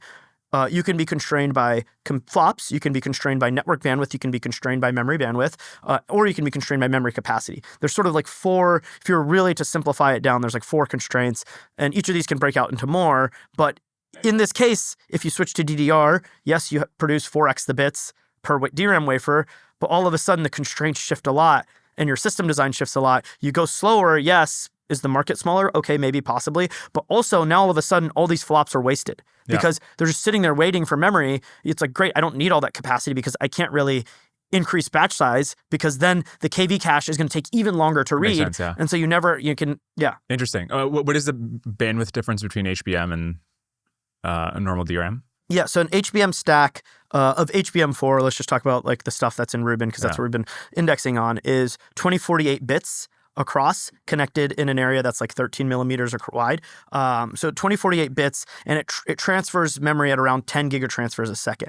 So a stack of HBM4 is 2048 bits on an area that's 13 millimeters wide, roughly, or 11. And that's the shoreline that you're taking on the chip. And in that shoreline, you have 2048 bits transferring at 10 gigatransfers per second. You multiply those together and you divide by 8 bits to bytes. You're at roughly 2.5 terabytes a second per HBM stack, right? When you look at DDR, in that same area, it's maybe 64 or 128 bits wide, and that DDR5 is transferring at anywhere from 6.4 gigatransfers a second to maybe 8,000 gigatransfers a second. So your bandwidth is like significantly lower, right? It's 64 times 8,000 divided by 8. You're at 64 gigabytes a second. And even if you take a generous interpretation of 128 times 8 gigatransfers, you're at 128 gigabytes a second for the same shoreline versus 2.5 terabytes a second. There's an order of magnitude difference in bandwidth per edge area. And if your chip is a square, or it's 26 by 33, right, is the maximum size for a chip, individual die, you only have so much edge area. And then on the inside of that chip, you put all your compute. There's things you can do to try and change, right? More SRAM, more caching, blah, blah, blah. But at the end of the day, you're very constrained by bandwidth. Interesting. So then there's a question of like, where can you destroy demand to free up enough for AI? And I guess the picture is especially bad because, as you're saying, if it takes 4x more wafer area to get the same byte for HBM, you had to destroy 4x as much consumer demand for laptops and phones and whatever in order to free up 1 byte for AI. So what does this imply for the next year or two of? Sorry for the run-on question. I think on your newsletter you said 30% of the capex in 2026 of big tech is going towards memory. Yes. That's insane, right? Yeah. Like of the 600 billion or whatever, you're saying 30% is going just to. And obviously there's some level of like margin stacking that Nvidia does, and so if you separate out, and you apply their margin to the memory and the logic, but at the end of the day, like a third of their capex is going to memory. That's crazy. Okay, so what is the question I'm trying to ask? It's something like, what does this imply? What should we expect over the next year or two as this memory crunch hits? Yeah, so memory crunch will continue to be harder and harder. And prices continue to go up. And this affects different parts of the market differently, right? Gets to sort of the like, are people going to hate AI more and more? Yes, because now smartphones and PCs are not going to get incrementally better year on year. And in fact, they're going to get incrementally worse. And if you look at the bill of materials of an iPhone, what fraction of it is the memory? Like how much more expensive does an iPhone get if the memory is 2x more expensive or whatever it has to be? So I believe an iPhone has 12 gigabytes of memory. Yeah. Each gig used to cost roughly $3 or $4, so it's $50. But now the price of memory is like tripled. Let's call it if it's now it's $12 per gig for DDR. So now you're talking about $150 versus $50, right? $100 increase in cost on Apple. Also, Apple has some margin. They're not just going to eat the margin. So now that's a $100 cost increase. That's just on the DRAM. The NAND also has this same sort of like market. So in fact, it's probably a $150 increase on the iPhone. Apple has to either pass that on to the consumer, A, or B, they have to eat it. I don't see Apple reducing their margin too much. Maybe they eat a little bit. But at the end of the day, that means the end consumer is paying $250 more for an iPhone. And now that's on like, hey, what is last year's memory pricing versus today's? Now, there is some lag for Apple to have to feel the heat because they have tended to have, 3, 6, or a year-long contracts for a lot of memory. But at the end of the day, Apple gets hit pretty hard by this. But they won't really adjust until the next iPhone release. But that's the high end of the market. Actually, that's only a few 100 million phones a year, right? Apple sells, 200-300 million phones a year? The bulk of the market is this mid-range low end, right? Used to be 1.4 million smartphones were sold a year. Now we're at like 1.1. But our projections are we maybe get down to like 800 million this year. And next year, like 600 or 500 million. Because, and we look at like, there's some data points out of China from some of our analysts in Asia and Singapore and Hong Kong and Taiwan. They've been tracking this and they see Xiaomi and Oppo are cutting low-end and mid-range smartphone volumes by half. Because yes, it's only a $150 price increase on a $1,000 smartphone or $150 BOM increase on a $1,000 iPhone where Apple has some larger margin. But if we look at the smaller phones, the percentage of the BOM that goes to memory and storage is much larger and the margins are lower. So there's less capacity to even eat the margins. And they have like generally tended not to do as long-term agreements on memory. And why this is like a big deal is if smartphone volumes, let's say half, the halving will frankly happen in the low and mid-range, not in the high end. So it's not like the bits released are halving, right? Currently consumers more than half of memory demand.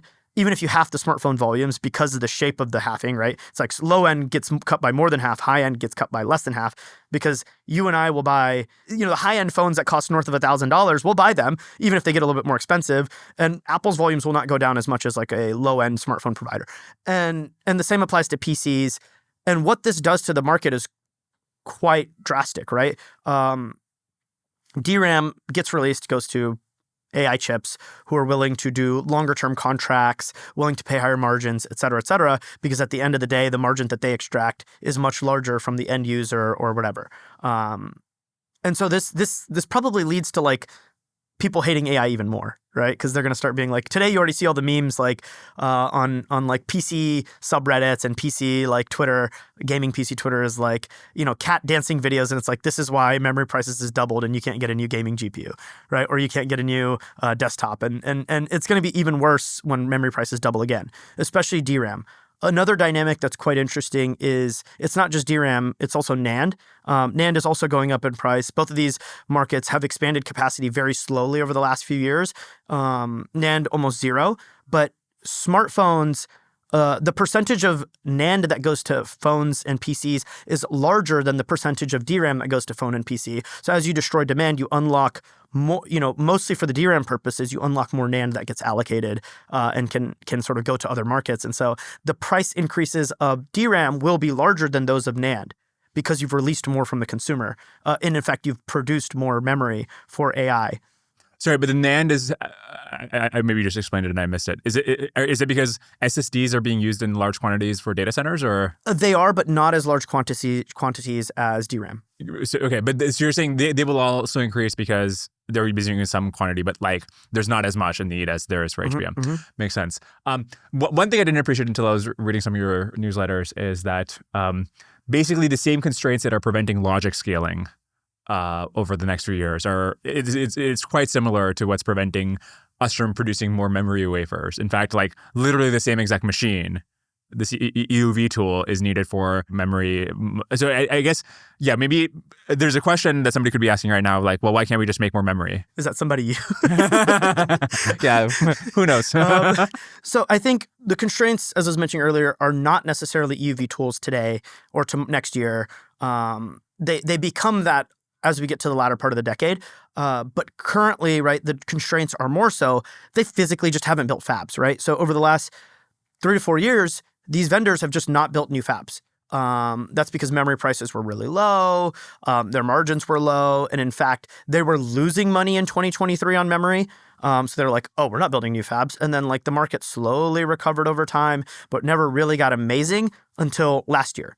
In 2024, we were like banging on the drums that like, hey, reasoning means long context, which means large KV cache, which means you need a lot of memory demand. And we've been talking about that for like a year and a half, 2 years. And people who understand AI like went really long memory then, right? And so you've seen that sort of like dynamic, but now it finally played out in pricing. It took so long for what was obvious, right? Hey, long context, KV cache gets bigger, you need more memory. And accelerators, half their cost is memory. So of course they're just going to start, they're going to start like going crazy on it. It took a year for that to actually reflect in memory prices. Once memory prices reflected, then it took another 6 months, 3 months for the memory vendors to start building fabs. And those fabs take 2 years to build. And so we don't have really meaningful fabs that you can even put these tools in until late 27 or 28, right? And so instead, what you've seen is like some really crazy stuff to get capacity, right? Micron bought a fab from a company in Taiwan that makes lagging edge chips, right? Hynix and Samsung are doing, some pretty crazy things to try and expand capacity at their existing fabs that also have like very large knock-on effects in the economy. And so, hey, why can't we build more capacity? Is like, there's nowhere to put the tools, right? And it's not just EUV. There's other tools involved in DRAM and logic, right? Like logic, N3, 30% or so of the cost, 28% of the cost is EUV of the wafer, of the final wafer. When you look at like DRAM, it's in the teens. And it's going up, but it's in the teens. So it's a much smaller percentage of the cost is DRAM or is EUV. These other tools are also bottlenecks, although their supply chains are not as complex as ASML's. Yeah. And so you see Applied Materials and Lam Research and all these other companies also expanding capacity a lot. And anyways, you don't have anywhere to put the tool because the most complex building that people make is fabs, and fabs take 2 years to build. You can think of Jane Street as a research lab with a trading desk attached. Their infrastructure team has built some of the biggest research clusters in the world, with tens of thousands of high-end GPUs and hundreds of thousands of CPU cores and exabytes of storage. This compute is part of how Jane Street surfaces all the hidden patterns that are embedded in incredibly noisy market data. Even beyond the noise, the nature of the signal changes constantly in reaction to things like pandemics and elections and new regulations, and even changes in sentiment. There's this unremitting game of trying to figure out whether your old models still reflect the real world, and if not, what to do about it. If you're interested in working on this sort of thing, Jane Street is hiring ML researchers and engineers. They're also accepting applications for their summer ML internship program, with spots in London, New York, and Hong Kong. And if you happen to find yourself at GTC, which is happening the week after this episode drops, Jane Street's GPU performance team is giving a talk. Go to janestreet.com/Thwarcash to learn more. I interviewed Elon recently, and his whole plan is that I guess they're going to build this gigafab, terafab, some power of 10, and they're gonna build the clean rooms. I won't even ask you about the dirty rooms thing, but like, let's say they build the clean rooms. Okay, I have a couple questions. One, do you think this is the kind of thing that Elon Co. could build much faster than people are conventionally building it? Where this is not about building the end tools. This is just about building the facility itself. How complicated is it to just build a clean room and do it extremely fast? Is this something that like Elon with his move fast thing could do much faster if that's what we're bottlenecked on this year or next year? And two, does that even matter if in 2 years, your view is that we're not bottlenecked on clean room space, but we're bottlenecked on the tooling? So I think as with any complex supply chain, it takes time and constraints shift over time. Yeah. And even if something isn't any longer a constraint, that doesn't mean that market no longer has margin, right? So for example, energy will not be a big bottleneck as we get to a couple years from now. But that doesn't mean energy is not growing super fast and there's no margin there. It's just like it's not the key bottleneck. And in the space of fabs, right, clean rooms are the biggest bottleneck this year and next year. And as we get over time, 28, 29, 30, there will be still constraints there. The thing about Elon is I think he's had a tremendous capability to garner physical resources and really smart people to build things. And the way he's able to recruit really amazing people is just try and build the craziest stuff, right? In the case of AI, that's not really worked because everyone's trying to build AGI. Everyone's very ambitious. But in the case of like, we're going to make we're going to go to Mars and we're going to make rockets that land themselves, or we're going to make fully autonomous cars that are electric, right? Or we're going to make humanoid robots, right? Like these are methods of recruiting the people who think that's the most important problem in the world to work on that problem because he's the only one trying really hard. In the case of semiconductors, I want to make a fab that's 1 million wafers per month. No one has a fab that big. That's what he stated, right? He wants to make 1 million wafers a month. It's possible that he's able to recruit a lot of really awesome people and get them on this this crazy task of trying to build a fab that does 1 million wafers per month. Step one is to build the clean room. And I think that he probably can do, right? I think, there's some mindset, his mindset around like delete things. It can be dirty. It's fine. Probably not right. Or actually, I think 100% it's not right. You like need the fab to be very clean. I think all of the air in the fab gets replaced like every 3 seconds. It's like that fast, and there's so few particles per. But I think he can build the clean room. It'll take a year or two, maybe. Initially, it won't be super fast, but then over time, he'll get faster and faster at it. But then the really complex part is actually developing the process technology and building wafers, and I don't think he can develop that quickly. I think that has a lot of built-up knowledge. It's, again, like the most complicated like integration of very expensive tools and supply chain that's done is a TSMC or an Intel or Samsung. And these two other companies aren't even that great, and they're like tremendously complex. How surprised would you be if in 2030 people like there just happened to be some total disruption where we're not using EUV, we're using something that has like much better effects, it's much simpler to produce, we can produce in much bigger quantities. I'm sure as an industry insider that sounds like a totally naive question, but do you see what I'm asking? Like, is it like how? What probability should we put on, something totally out of the left field comes out and none of this is relevant? Something that's very simple and easy to scale, I have very, very low probability for. There are a number of companies working on effectively like particle accelerators or synchrotrons that generate light that's either 13.5 nanometer like EUV or even X-ray, like even narrower wavelength, like 7 nanometer or whatever wavelengths of light to then use in lithography tools. But those things are like massive particle accelerators that are then generating this light. It's a very complicated thing to build. So there's a couple companies, and I think that could be a big disruption to the industry beyond what EUV is. I don't necessarily think that like we're going to just magically build something new that is like direct write and super simple and can be manufactured at huge volumes, although there are some attempts to do things like this. Yeah, because I asked because if you think about Elon codes in the past, rocketry was this thing that was thought to be, I mean, it is incredibly complicated. Look, I'm just a naive yapper compared to Elon, right? What have I built? So maybe it's possible, right? Yeah. In order to be able to build more memory in the future, could we build 3D DRAM the way we do 3D NAND and then go back to DUV? This is the hope. Currently, everyone's roadmap for 3D DRAM is that you'll still use EUV because you want to have that tighter overlay, because now when you're doing these subsequent processing steps, you want it to be, now everything's vertically stacked. You have more layers on top of each other. And you want the pitches to be tighter and all these things. So generally people are still trying to do it EUV, but what 3D would do is it would take a single EUV pass, how many bits can it make, right? If you do this sort of like calculation, and that number would go up drastically if you go to 3D DRAM. that is the hope. But right now, everyone's roadmap is sort of like you go from current, it's called a 6F cell to a 4F cell, and then finally 3D DRAM like by the end of the decade or early next decade. So there's still like a lot of R&D and manufacturing and integration to be done. I wouldn't call that out of the cards. I think it's very much likely going to happen. It also is going to require a huge retooling of fabs, right?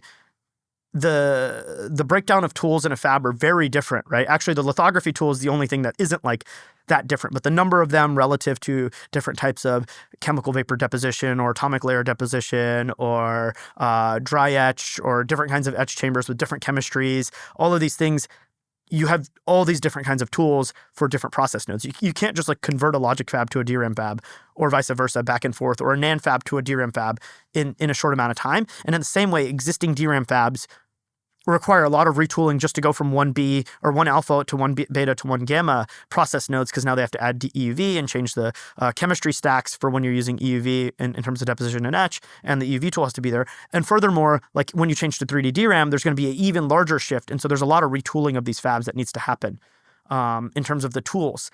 And so that would be a big disruption. That would make EUV demand generally lower, but as we've seen across time, EUV demand as a percentage of wafer cost has trended up initially, or lithography, right? Lithography initially, I want to say in like 2014-ish era, was like 16% of the wafer cost, 17%, and it's gone to 30 over the last, 15 years.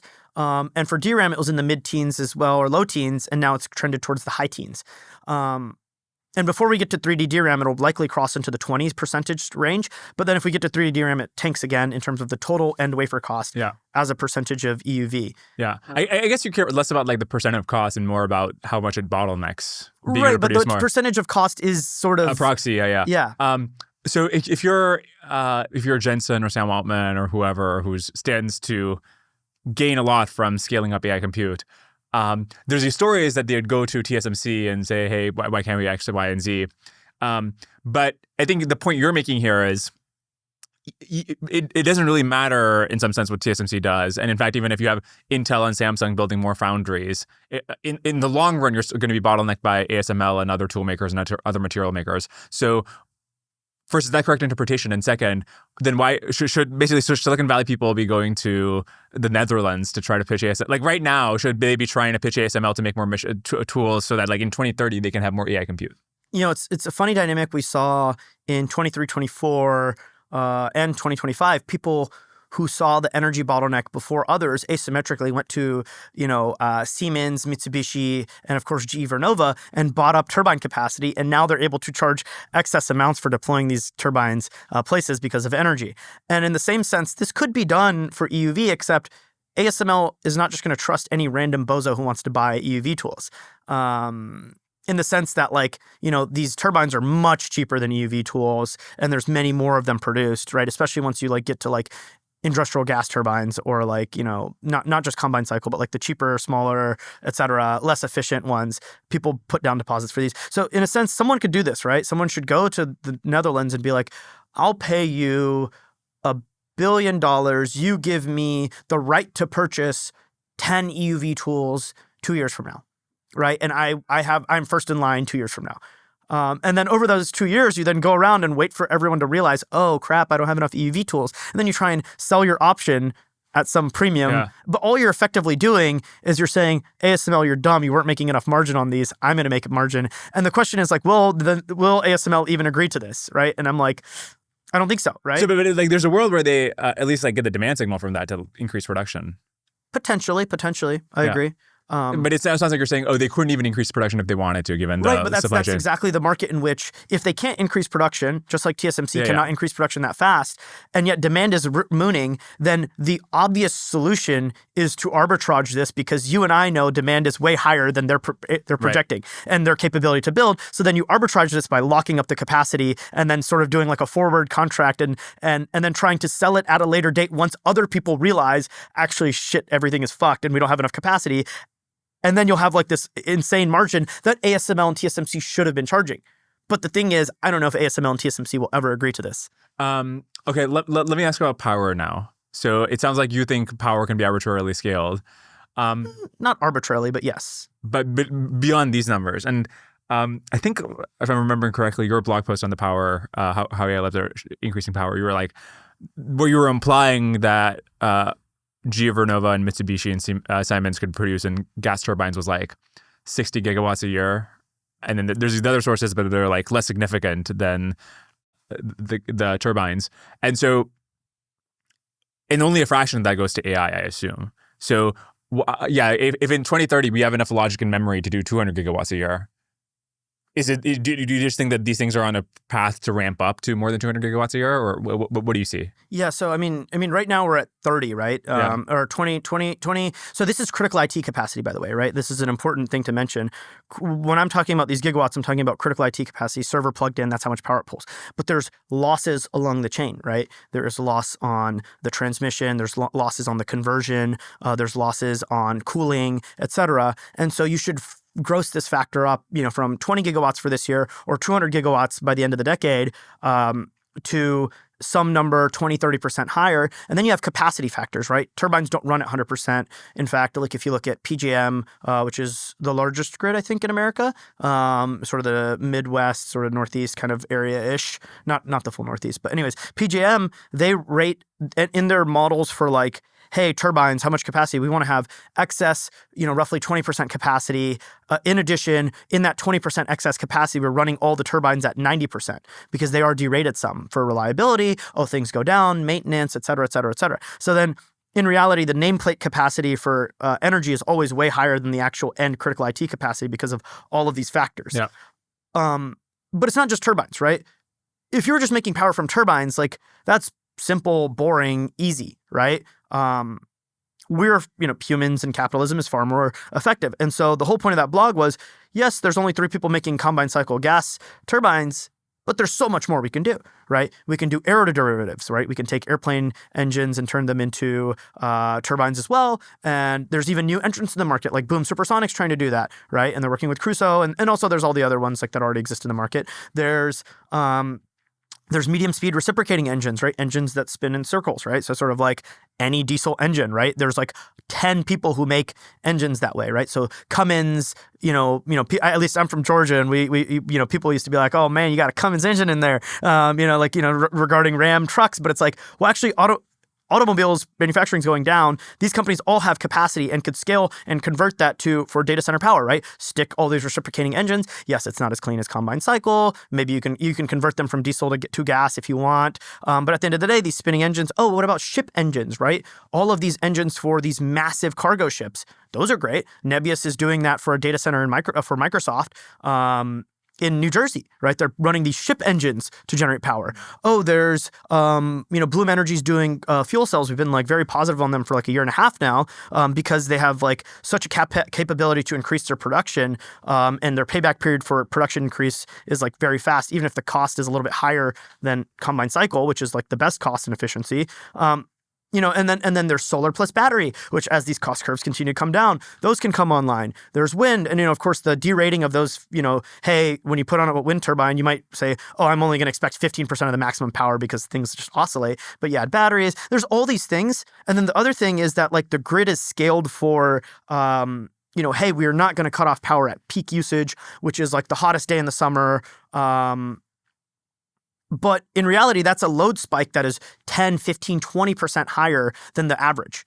Well, if you just put enough utility scale batteries or you put peaker plants that only run a small portion of the year, then all of a sudden, and those could be gas, they could be industrial gas turbines, they could be combined cycle, they could be any of the other sources of power I mentioned, they could be batteries, then all of a sudden you've unlocked 20% of the US grid for data centers because most of the times that capacity is sitting idle and it's really only there for that peak, right? Which is a day or two, right? And it's a few hours of like maybe a few days of the full year is that peak. And so you just have enough capacity to absorb that peak load. And all of a sudden you've transferred all. And today, data centers are only 3-4% of the power of the US grid. And by 2028, they'll be 10%. But if you can just unlock 20% of the US grid like this, like it's like not that crazy, and the US grid is terawatt level, not hundreds of gigawatts level, right? So we can add a lot more energy. It's not easy. I'm not saying it's easy. These things are going to be hard. There's a lot of hard engineering. There's a lot of risks that people have to take. There's a lot of new technologies people have to use. But Elon was the first to do this behind the meter gas. And since then, we've seen an explosion of different things that people are doing to get power. And they're not easy, but people are going to be able to do them. And the supply chains are just way more simple than chips. Interesting. So I guess he made the point during the interview that the specific blade for the specific turbine he was looking at, the lead times for that go out beyond 2030. And your point is that that's great. There's so many other ways to make energy. Okay, so like just be inefficient. Like it's fine. Right. So you're like right now, I guess combined cycle gas turbines have capex of $1,500 per kilowatt, and you're saying it would make sense to have either technologies that are much more expensive than that, or other things that are getting cheap enough to that to make it competitive. Exactly. Yeah. You know, it can be as high as $3,500 per kilowatt, even, right? So it could be twice as much as the cost of a combined cycle, and the total cost of the GPU, you know, on a TCO basis has gone up a few cents per hour, right? Again, if because we've been talking about Hopper pricing, $1.40 now becomes, the power price doubles. Okay, the Hopper that was $1.40 is now $1.50 in cost. Right. It's like, oh, I don't care because the models are improving so fast that the marginal utility of them is worth way more than that 10-cent increase in energy. Okay, and then so you're saying 20% of the grid, so 1 terawatt about, 20% of that can just come online from utility scale batteries increasing what you'd be comfortable putting on the grid. The regulatory mechanism there is like not easy, by the way. But that's 200 gigawatts, like if that hypothetically happens. But you're saying on just from the different sources of gas generation you mentioned, the different kinds of engines and turbines, combined, how many gigawatts could they unlock by the end of the decade? Yeah, so we're tracking in some of our data where there's over 16 different manufacturers of power generating things just from gas alone, right? So, yes, there's only 3 turbine manufacturers for combined cycle, but we're tracking 16 different vendors, and we have all of their orders and things like that. And it turns out there is just hundreds of gigawatts of orders to various data centers. As we get to the end of the decade, we think like something like half of the capacity that's being added will be behind the meter. And when we look at like, a lot of this is actually behind the meter is almost always more expensive than grid connected, but there's just a lot of problems with getting grid connected and, permits and interconnection queues and all this sort of stuff. So it ends up being, even though it's more expensive, people are doing behind the meter, and then what they're doing behind the meter with ranges widely, right? It could be reciprocating engines, it could be ship engines, it could be aeroderivatives, it could be combined cycle, although combined cycle is not that great for behind the meter. It could be Bloom Energy fuel cells, it could be solar plus battery, right? Like it could be any of these things. You're saying any of these individually could do like tens of gigawatts? Any of these individually will do tens of gigawatts, and in a whole, they will do hundreds of gigawatts. Okay. So that alone should more than. I mean, it's going to take. I mean, like electrician wages probably double or triple again, right? Yeah. And like, there's going to be a lot of new people entering that field, and there's going to be a ton of people who make money. But it is something that I don't see that as the main bottleneck, right? So right now in Abilene, the 1.2 gigawatt data center that Crusoe is building for OpenAI, I think they have like 5,000 people working there, or at peak they did. And if you turn that into 100 gigawatts, and I'm sure things will get more efficient over time, but that would be like 400K people it would take to build 100 gigawatts. And if you think about the U.S. labor force of how many electricians there are, how many construction workers there are, I guess there's like 800K electricians. I don't know if they're all substitutable in this way. There's millions of construction workers. But if we're in a world where we're adding 200 gigawatts a year, are we going to be crunched on labor eventually, or do you think that is actually not a real constraint? So labor is a humongous constraint in this. People have to be trained.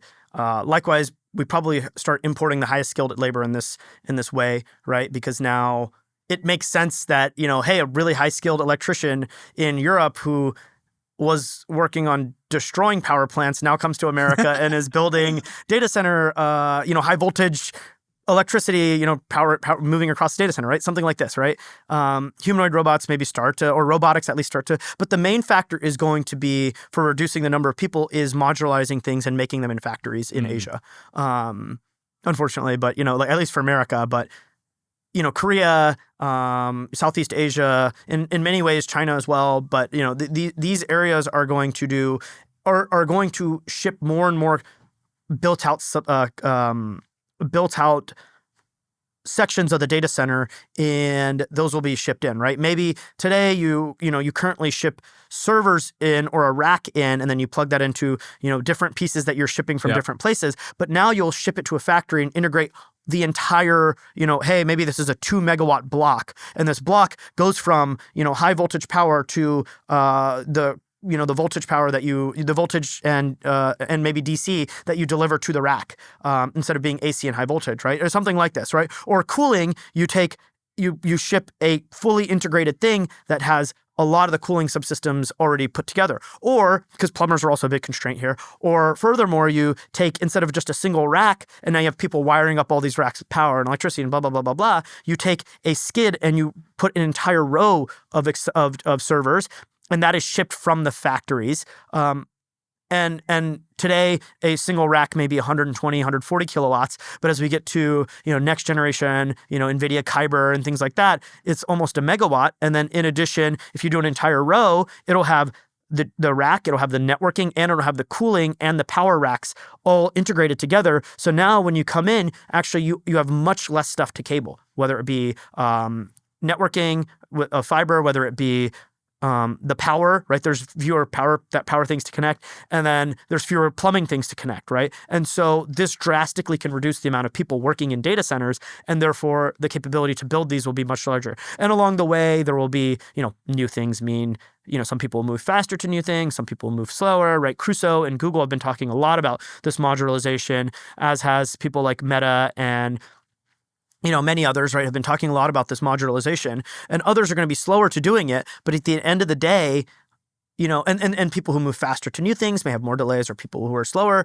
have labor problems. So there will always be dislocations in the market because this is a very complex supply chain. At the end of the day, it's still simple enough that we will be able to solve it through capitalism and human ingenuity on the timescales that are required. Yeah.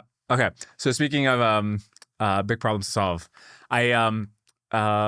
Elon Musk is very bullish on space GPUs. If you're right that power is not a constraint on Earth, I guess the other reason they would make sense is that even you can there will be enough gas turbines or whatever to build it on Earth. I think Elon's next argument then is you can't get the permitting to build hundreds of gigawatts on Earth. Do you buy that argument? Land-wise, it's pretty. America's big. Data centers don't take that much space. Yeah. You can solve that. Permitting-wise, air pollution permits are a challenge, but the Trump administration has made it much easier. You go to Texas, and you can skip a lot of this red tape.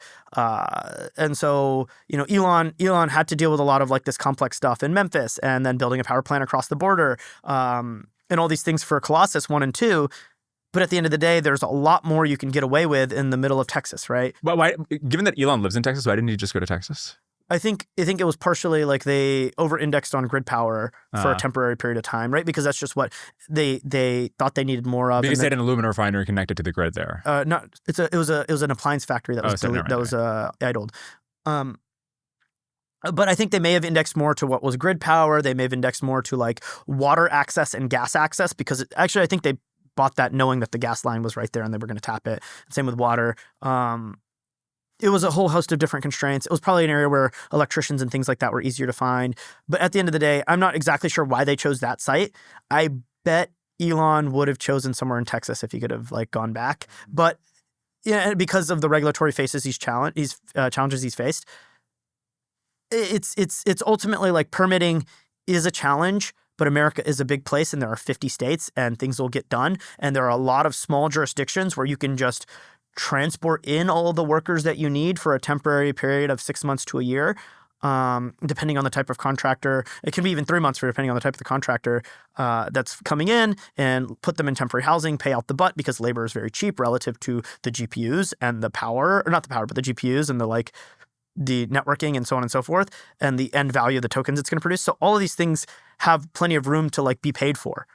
And so I think it's fine, right? And also people are diversifying now, right? Australia, Malaysia, Indonesia, India, these are all places where data centers are going up at a much faster pace, but currently still 70% plus of the AI data centers are in America, and that continues to be the trend. And so I think people are figuring out how to build these things, and permitting, I just ultimately permitting and red tape in middle of nowhere Texas, or middle of nowhere Wyoming, or middle of nowhere New Mexico is probably a hell of a lot easier than sending stuff into space. Right. Well, other than the fact that the economic argument makes less sense once you consider the fact that energy is a small fraction of the cost of ownership of a data center, what are the other reasons you're skeptical? Yeah, so obviously power's free in space, basically. No, so that's the reason to do it. Yeah, that's the reason to do it. But then there's all the other counter arguments, right? Which is because even if power costs double, you're still at a fraction of the total cost of the GPU. The main challenges is, and what we've seen that disperses, right? We have Cluster Max, which rates all the neoclouds, and we test them. We test over 40 cloud companies, including the hyperscalers and neoclouds. What differentiates some of these clouds the most outside of software is their ability to deploy and manage failure, right? GPUs are horrendously unreliable. Even today, 15% of Blackwells or so that get deployed have to be RMA'd. You have to take them out. You have to, maybe just plug them in and plug them back in. But sometimes you have to take them out and ship them to Nvidia, or rather their partners who do these RMAs and such. What do you make of Elon's counter argument that once you have the initial, after an initial phase, they actually don't fail that much? Sure, but now you've done this, you've tested them all, you deconstructed them, put them on a spaceship, fucking put them into space, and then put them online again. That's months, right? And if your argument is that, hey, GPUs have a useful life of X years, right? If a GPU has a useful life of 5 years and it takes 3 additional months, probably 6, let's say 6 additional months, then that is 10% of your cluster's useful life. Yeah. And because we're so capacity constrained, that compute is most valuable theoretically in the first 6 months you have it, because we're more constrained now than in the future, because that compute now can contribute to a better model in the future, or can contribute to revenue now, which you can use to raise more money to get better, all these sorts of things. Now is always the most important moment. And so you've delayed your compute deployment by 6 months potentially. And the thing that separates these clouds is we see clouds that take 6 months to deploy GPUs today on Earth, right? We see clouds that take a lot less than 6 months, right? And so the question is, where does space get in there? I don't see how you would test them all on Earth, deconstruct them, and ship them and shoot them into space, and it not take longer than just putting them in the spot that you were testing them. Yeah. So the question I wanted to ask is the topology of space communication. So right now, Starlink satellites talk to each other at 100 gigabits per second. And you could imagine that being much higher with optical inter-satellite laser links that are optimized for this. And that actually ends up being quite close to the InfiniBand bandwidth, which is 400 gigabytes a second, right? But that's per GPU, not per rack. I see. Okay. So multiply that by 72. Also, that was Hopper. When you go to Blackwell and Rubin, that 2x's and 2x's again. All right.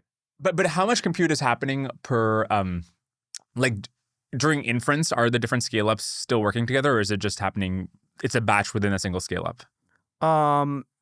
A lot of models fit within one scale-up domain, but many times you split them across multiple scale-up domains. I think that you really have to, as models become more and more sparse, at least this is the general trend, then you want to, ping just a couple experts per GPU. And if leading models today have hundreds, if not 1,000 experts, then you want to run this across hundreds of chips or thousands of chips. Even as we continue to advance into the future. And so then you end up with this problem of, well, now you need to need to connect all these satellites together comms-wise as well. Okay, so that would be tough.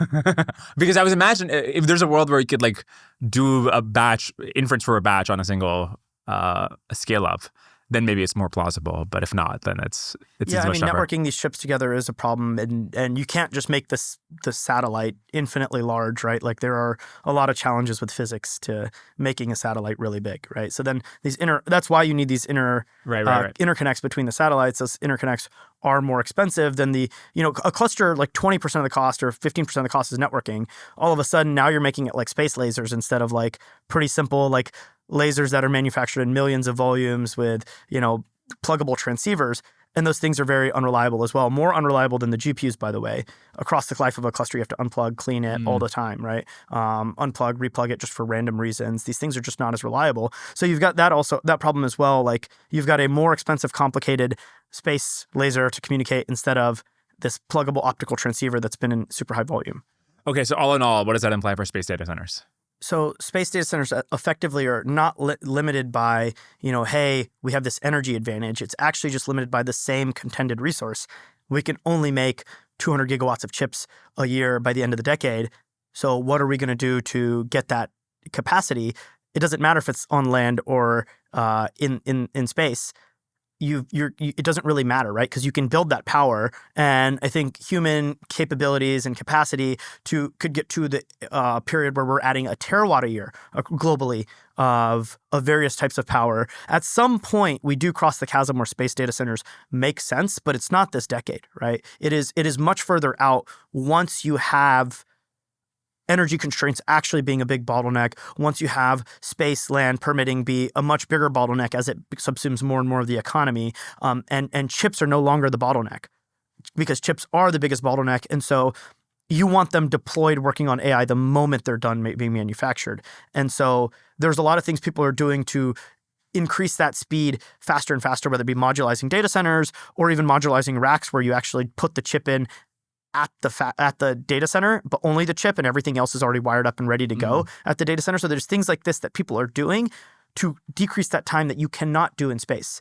And at the end of the day, all that matters in a chip-constrained world is get these chips working on producing tokens ASAP in a world, maybe 2035, once the semiconductor industry and ASML and Zeiss and all these other suppliers, Lam Research Applied, materials, fab manufacturers, like pendulum swings and they're able to make enough chips, and really we're optimizing every dial, and like it makes sense to optimize the 10% of energy costs or 15% of energy costs, or as we move to ASICs potentially, and Nvidia's margins aren't 70+%, maybe that energy cost is 30% of the cluster, and fab construction, all this, like these are the things, or data center construction, these are the things to optimize. But that's not Elon doesn't win by doing 20% gains. Elon never wins that way. Elon wins when he swings for the fences and does 10x gains, right? That's what SpaceX is about. That's what Tesla was about. That's what all of his success has been about, right? It's not been about these chasing the 20%. So I think space data centers will eventually be a 10x gain, potentially as Earth's resources get more and more contentious. But that's not this decade. Yeah. I mean, I think just to drive some intuition about how much land there is on Earth, obviously the chips themselves, especially if we move to a world where you have racks that have megawatts, megawatt charge, like literally, it's not even a rounding factor. That's the other thing, right? The power dense, if chips are and manufacturing is the constraint, right now, roughly it's 1 watt per millimeter squared. Yeah. For AI chips and such. One easy way is to pump that to 2 watts per millimeter squared. Now, you may not get 2x the performance. You may only get 20% more performance, and that requires much more exotic cooling, right? It requires more complicated cold plates and very complicated liquid cooling, and or maybe it requires like things like immersion cooling. But in space, higher watts per millimeter is very difficult, whereas on Earth, these are solved problems. And one of these things enables you to get a lot more tokens, maybe it's 20% more tokens per wafer that's manufactured. And that's a humongous win. Square millimeter, you mean of die area? Yeah, of die area. Square millimeters of a die area. Yeah. I mean, it would be better for space because if you can run more watts per millimeter would be the chip runs hotter, and the hotter the chip.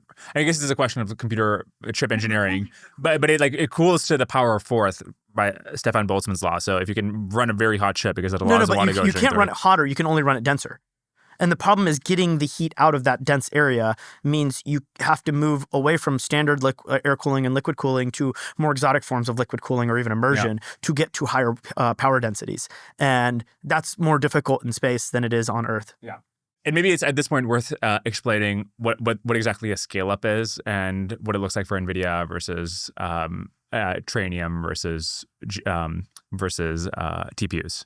Yeah, so earlier I was mentioning how communication within a chip is super fast. Yeah. Communication within chips that are in the same rack is fast, but is not as fast. And then, it's on the order of terabytes. And then communication very far away is on the order of hundreds of gigabytes, right? So this order of magnitude as you get further distance, compute, and maybe across the country, it's on the order of gigabytes a second, right? Scale-up domain is this like tight domain where the chips are communicating on the order of terabytes a second. And so for NVIDIA, previously, this meant an H100 server had 8 GPUs, and those 8 GPUs could talk to each other at terabytes a second. With Blackwell, NVL72, they implemented rack scale-up, and that meant all 72 GPUs in the rack could connect to each other at terabytes a second speed. And the speed doubled gen on gen, but also the most important innovation they did was going from 8 to 72 in the domain. When we look at Google, their scale-up domain is completely different, right? It has always been on the order of thousands, right? With TPU v4, they had pods the size of 4,000 chips. With v8, they have pods even at, or v7, they have pods in the 8,000, 9,000 range. And what's relevant here is that it's not the same as NVIDIA. It's not like for like. Google has a topology that's a torus, right? So every chip connects to 6 neighbors.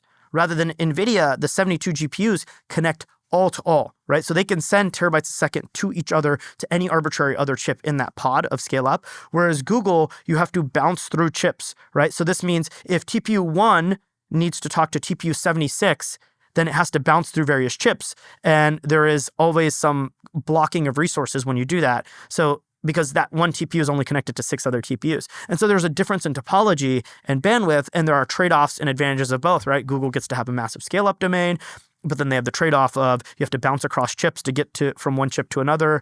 You can only talk to 6 direct neighbors.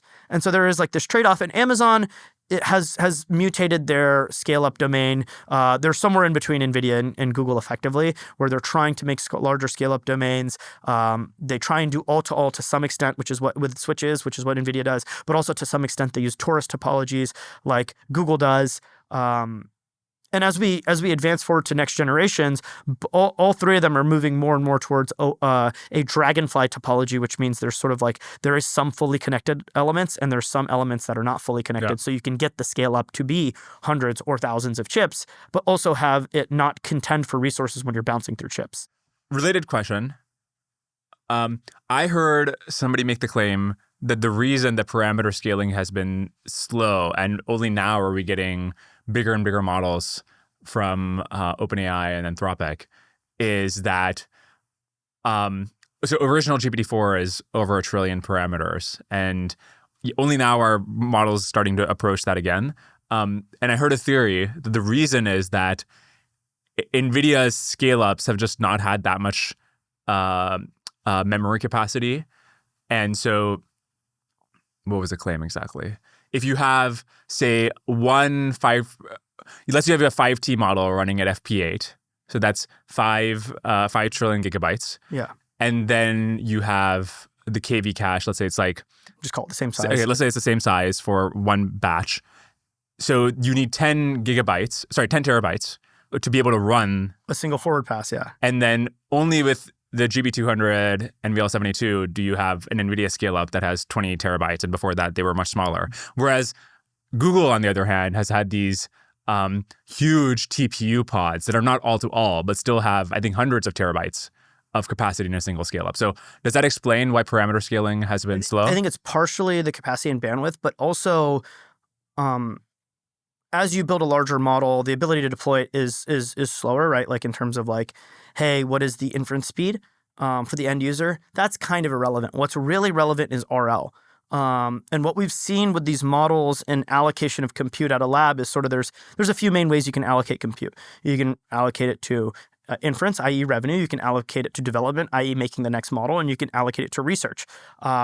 And in development specifically, you split it between pre-training and RL, right? And so when you think about, hey, what exactly is happening? Well, the compute efficiency gains you get from research are so large, you actually want most of your compute to go to research, not to development. Because all these researchers are generating new ideas, trying them out, testing them, and continuing to march along this and push the Pareto optimal curve of scaling laws further and further and further. And at least what we've seen empirically is like model cost gets 10x cheaper every year, or even more than that. Which at the same scale gets 10x cheaper, or to reach new frontiers, it costs the same amount or more, right? So you don't want to allocate too many resources to pre-training and post and RL. You actually want to allocate most of your resources to research.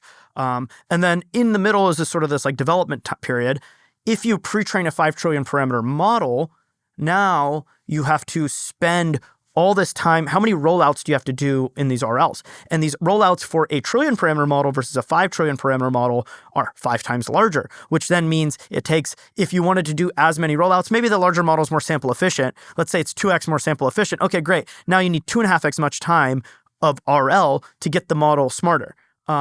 Or you could RL the smaller model for 2x the time, and you'd still have a 50%, or you'd still have a 25% difference in the big model, which is 2x more sample efficient, and doing X number of rollouts versus the small model, which is 1 trillion parameters, although it's less sample efficient, is doing twice as many rollouts. It's still done faster.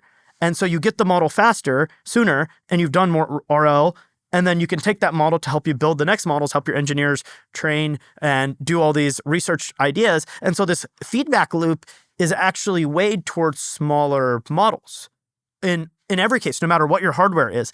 And then as you look to Google, Google does deploy the largest production model of any of the major labs, right, with Gemini Pro.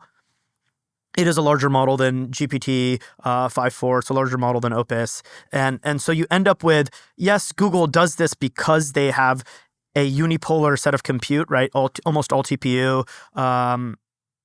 Whereas Anthropic is dealing with H100s, H200s, Blackwell, Trainiums, TPUs of various generations, right? And OpenAI is dealing with mostly Nvidia right now, but going towards having AMD and Trainium as well.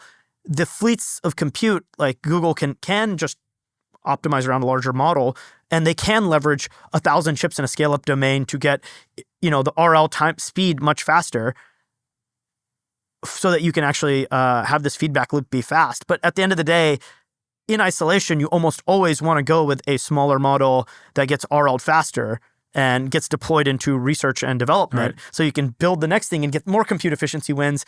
And then this compounding effect of, I made a smaller model that I RL'd more, that I then deployed into research and development earlier, and I spent less compute on the training itself because I was able to allocate more compute to the research. This like compounding effect of being able to do the research faster and faster and faster is potentially a faster takeoff. And that's all these companies want, is fastest takeoff possible. Yeah. Okay, spicy question.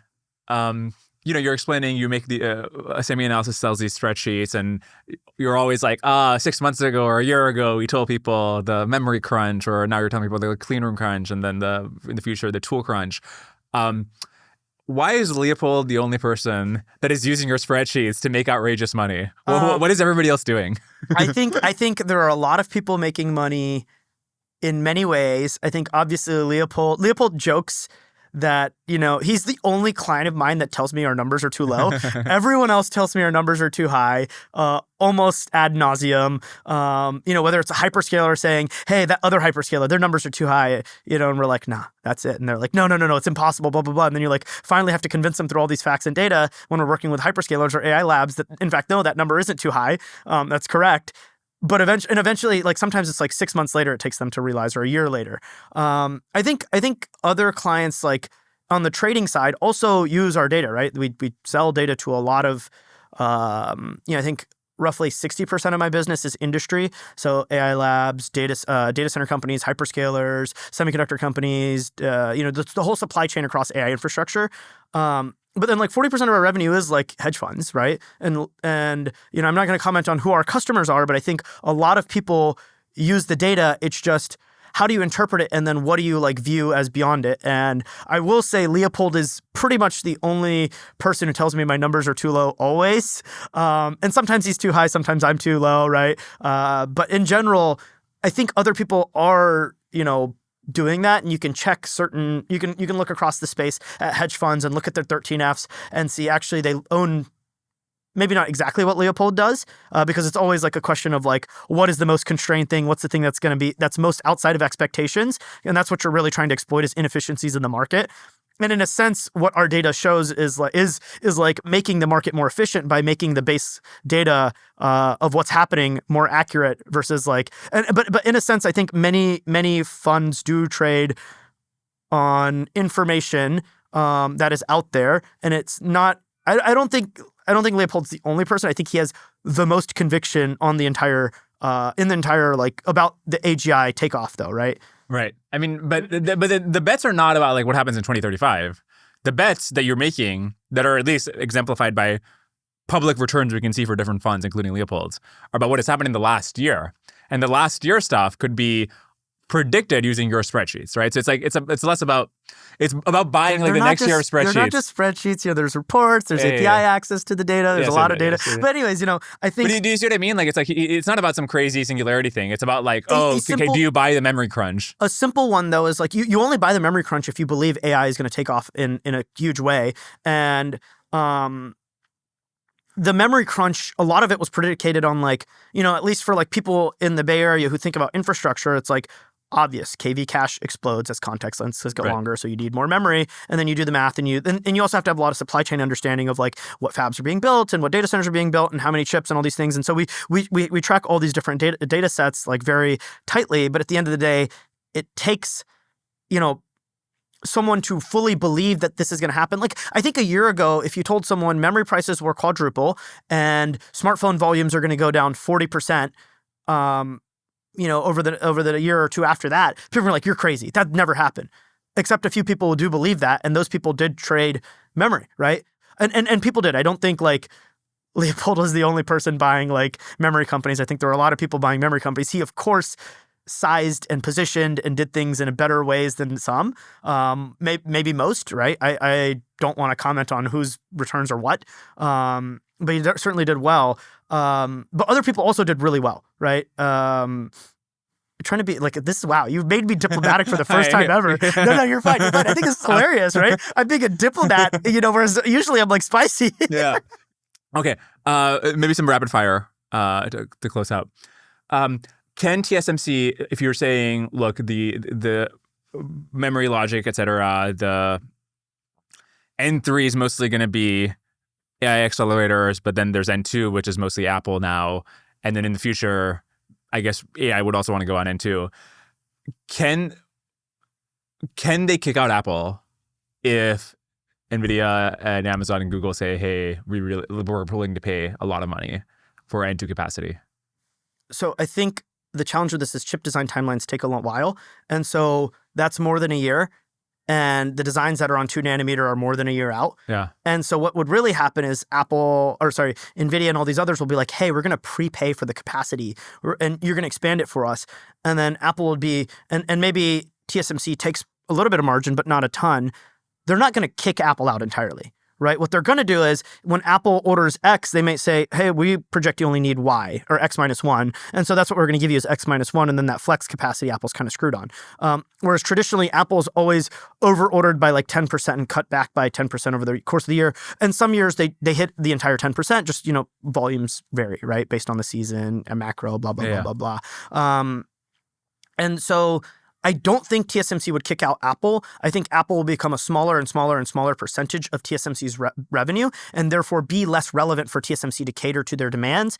And TSMC could eventually start saying, hey, you got to pre-book your capacity for next year for 2 years out, and you have to prepay for the CapEx because that's what Nvidia and Amazon and Google are doing.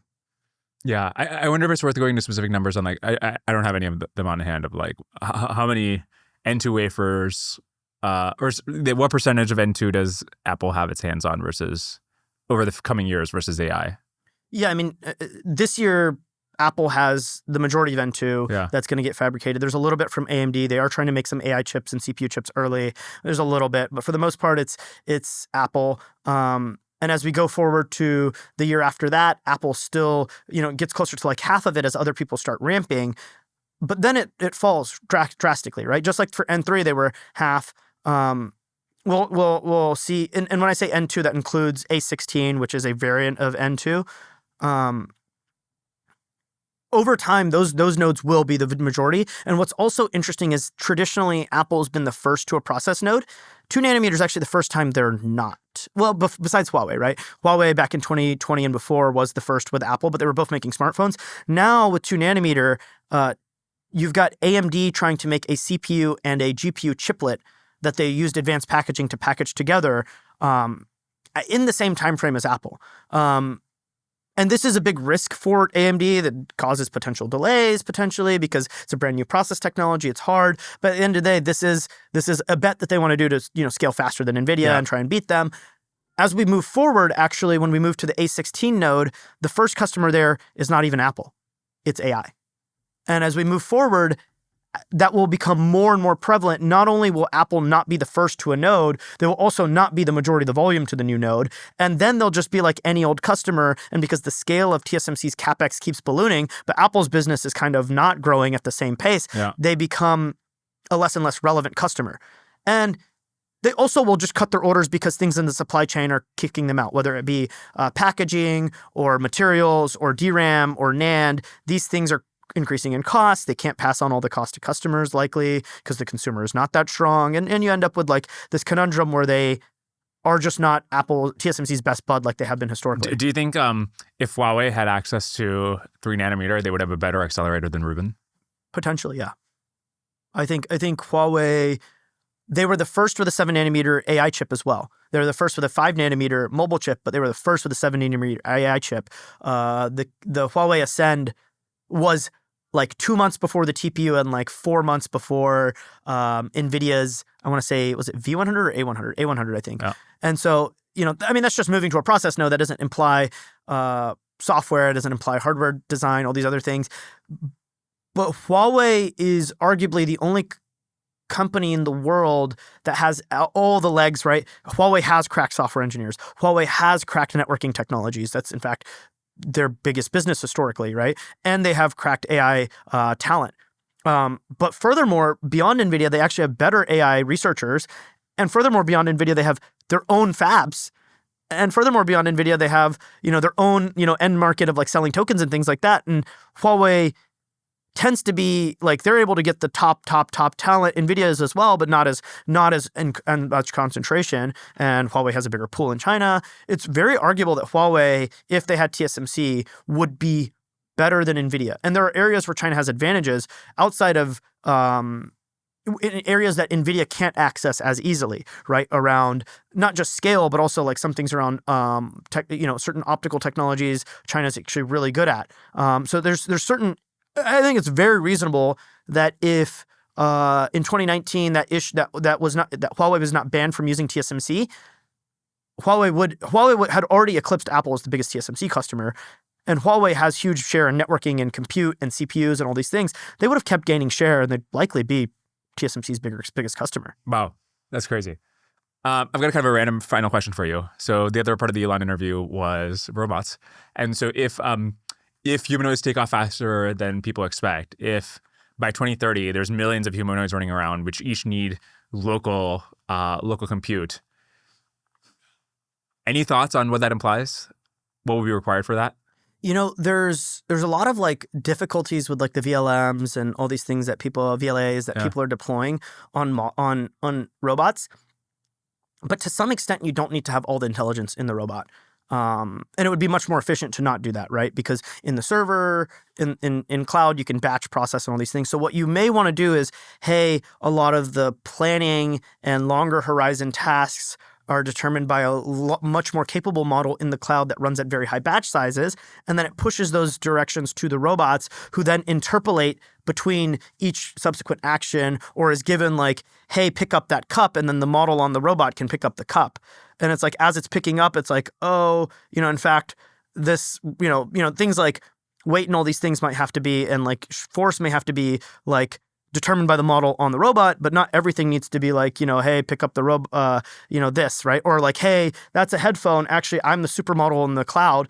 I know that this headphones are, Sony XM6s, which is not a Dorkesh ad spot, but I'm like, why is this guy plugging this thing so hard? It's like on the table. It's like on his neck when we're entering Satya together. Like, is he getting paid by Sony? Unfortunately not. But anyways, like, it might say, hey, the headband is soft and this is the weight of it and all these things. And then the model on the robot can be less intelligent and take these inputs and do the actions. And it may get told by the model in the cloud every second, every 10 times a second, maybe, it depends on the hertz of the action, but a lot of that can be offloaded to the cloud because otherwise, if you do all of the processing on the device, I believe it would be more expensive because you can't batch. 2, you couldn't have as much intelligence as you do in the cloud because the models will just be bigger in the cloud. And 3, we're in a semiconductor shortage world and any robot you deploy needs leading edge chips because the power is really bad for robots, right? You need it to be low power and efficient. And all of a sudden you're taking power and chips that would have been for AI data centers and you're putting them in robots. Yeah. So now that 200 gigawatts gets lower if you're deploying millions of humanoids. I think this is very interesting because something people might not appreciate about the future is how centralized in a physical sense intelligence will be. Where right now with humans, your compute, like there's 8 billion humans and their compute is on their heads, on their person. And in the future, even with robots that are out physically in the world, I mean, obviously knowledge work will be done in a centralized way from data centers with huge, like hundreds of thousands of instances or maybe millions of instances. But even for robotics, the future you're suggesting is one where there's like more centralized thinking and centralized computation that's driving, millions of robots out in the world. And so I think that's just like, that's an interesting fact about the future that I think people might not appreciate. I think Elon recognizes this, which is why he's like going to different places for his chips, right? He signed this massive deal with Samsung to make his robot chips in Texas because he thinks, I personally think he thinks that, Taiwan risk is huge. And because of that and the centralization of resources in Taiwan, him having his robot chips in Texas and also being a separate supply chain that is not as constrained by, no one's making AI chips really on Samsung besides Nvidia's new LPU that they're launched. They're launching it next week, but we're recording it the week before. It's coming out this week. This episode's coming out Friday. Oh, this episode's coming out before. Sick. Yeah. So they're launching this new AI chip next week which is built on Samsung, but that's like sort of a recent development from Nvidia. And then that's the only other AI demand there, whereas on TSMC, everything is competing. So he gets this like both geopolitical diversification, but also supply chain diversity for his robots. And he's not as competing as much with the like willingness to pay of infinity of the data center of geniuses. Okay. Final question. On Taiwan, if we believe that tools are the ultimate bottleneck, how much of Taiwan's place in the AI semiconductor supply chain could we de-risk simply by having a plan to airlift every single process engineer at TSMC out when things come to, if they get blockaded or something? Or do you actually still need to ship out the EUV tools, which would be multiple plane loads per single tool and would not be practical? If you ship out all the process engineers and assuming it's like hot enough that you destroy the fabs, no one has all the fabs in Taiwan now, which is a big risk, right? Yeah. These tools actually use a lot of semiconductors, which are manufactured in Taiwan. So it's like a snake eating its own tail sort of like meme, because you can't make the tools without the chips from Taiwan, which you can't use without the tools in Taiwan. There's obviously some diversification there, but and they don't use super advanced chips in lithography tools. But at the end of the day, there is some tail eating the dragon. Just shipping out all the engineers and blowing up the fabs means China has a stronger semiconductor supply chain than the rest of the world, right? In terms of verticalization, now that you've removed Taiwan. And now you've got all the know-how, but you've got to replicate it in, let's say, Arizona or wherever for TSMC. And it's going to take a long time to build all the capacity that TSMC has had built over the years. And so you've drastically slowed US and global GDP, not just growth, you've shrank the GDP massively. And you've got a lot bigger problems, and your incremental ability to add compute goes to almost zero, right? Instead of hundreds of gigawatts a year by the end of the decade, let's say by the end of the decade, something happens to Taiwan. Now you're at maybe like 10 gigawatts across Intel and Samsung, or 20 gigawatts. It's like nothing. Right. And now all of a sudden you've like really caused some crazy dynamics in AI. Of course, you have all the existing capacity, but that existing capacity pales in comparison to the capacity that's being expanded. Yeah. Okay, Dylan, that was excellent. Thank you so much for coming on the podcast. Thank you for having me, and see you tonight. Yes.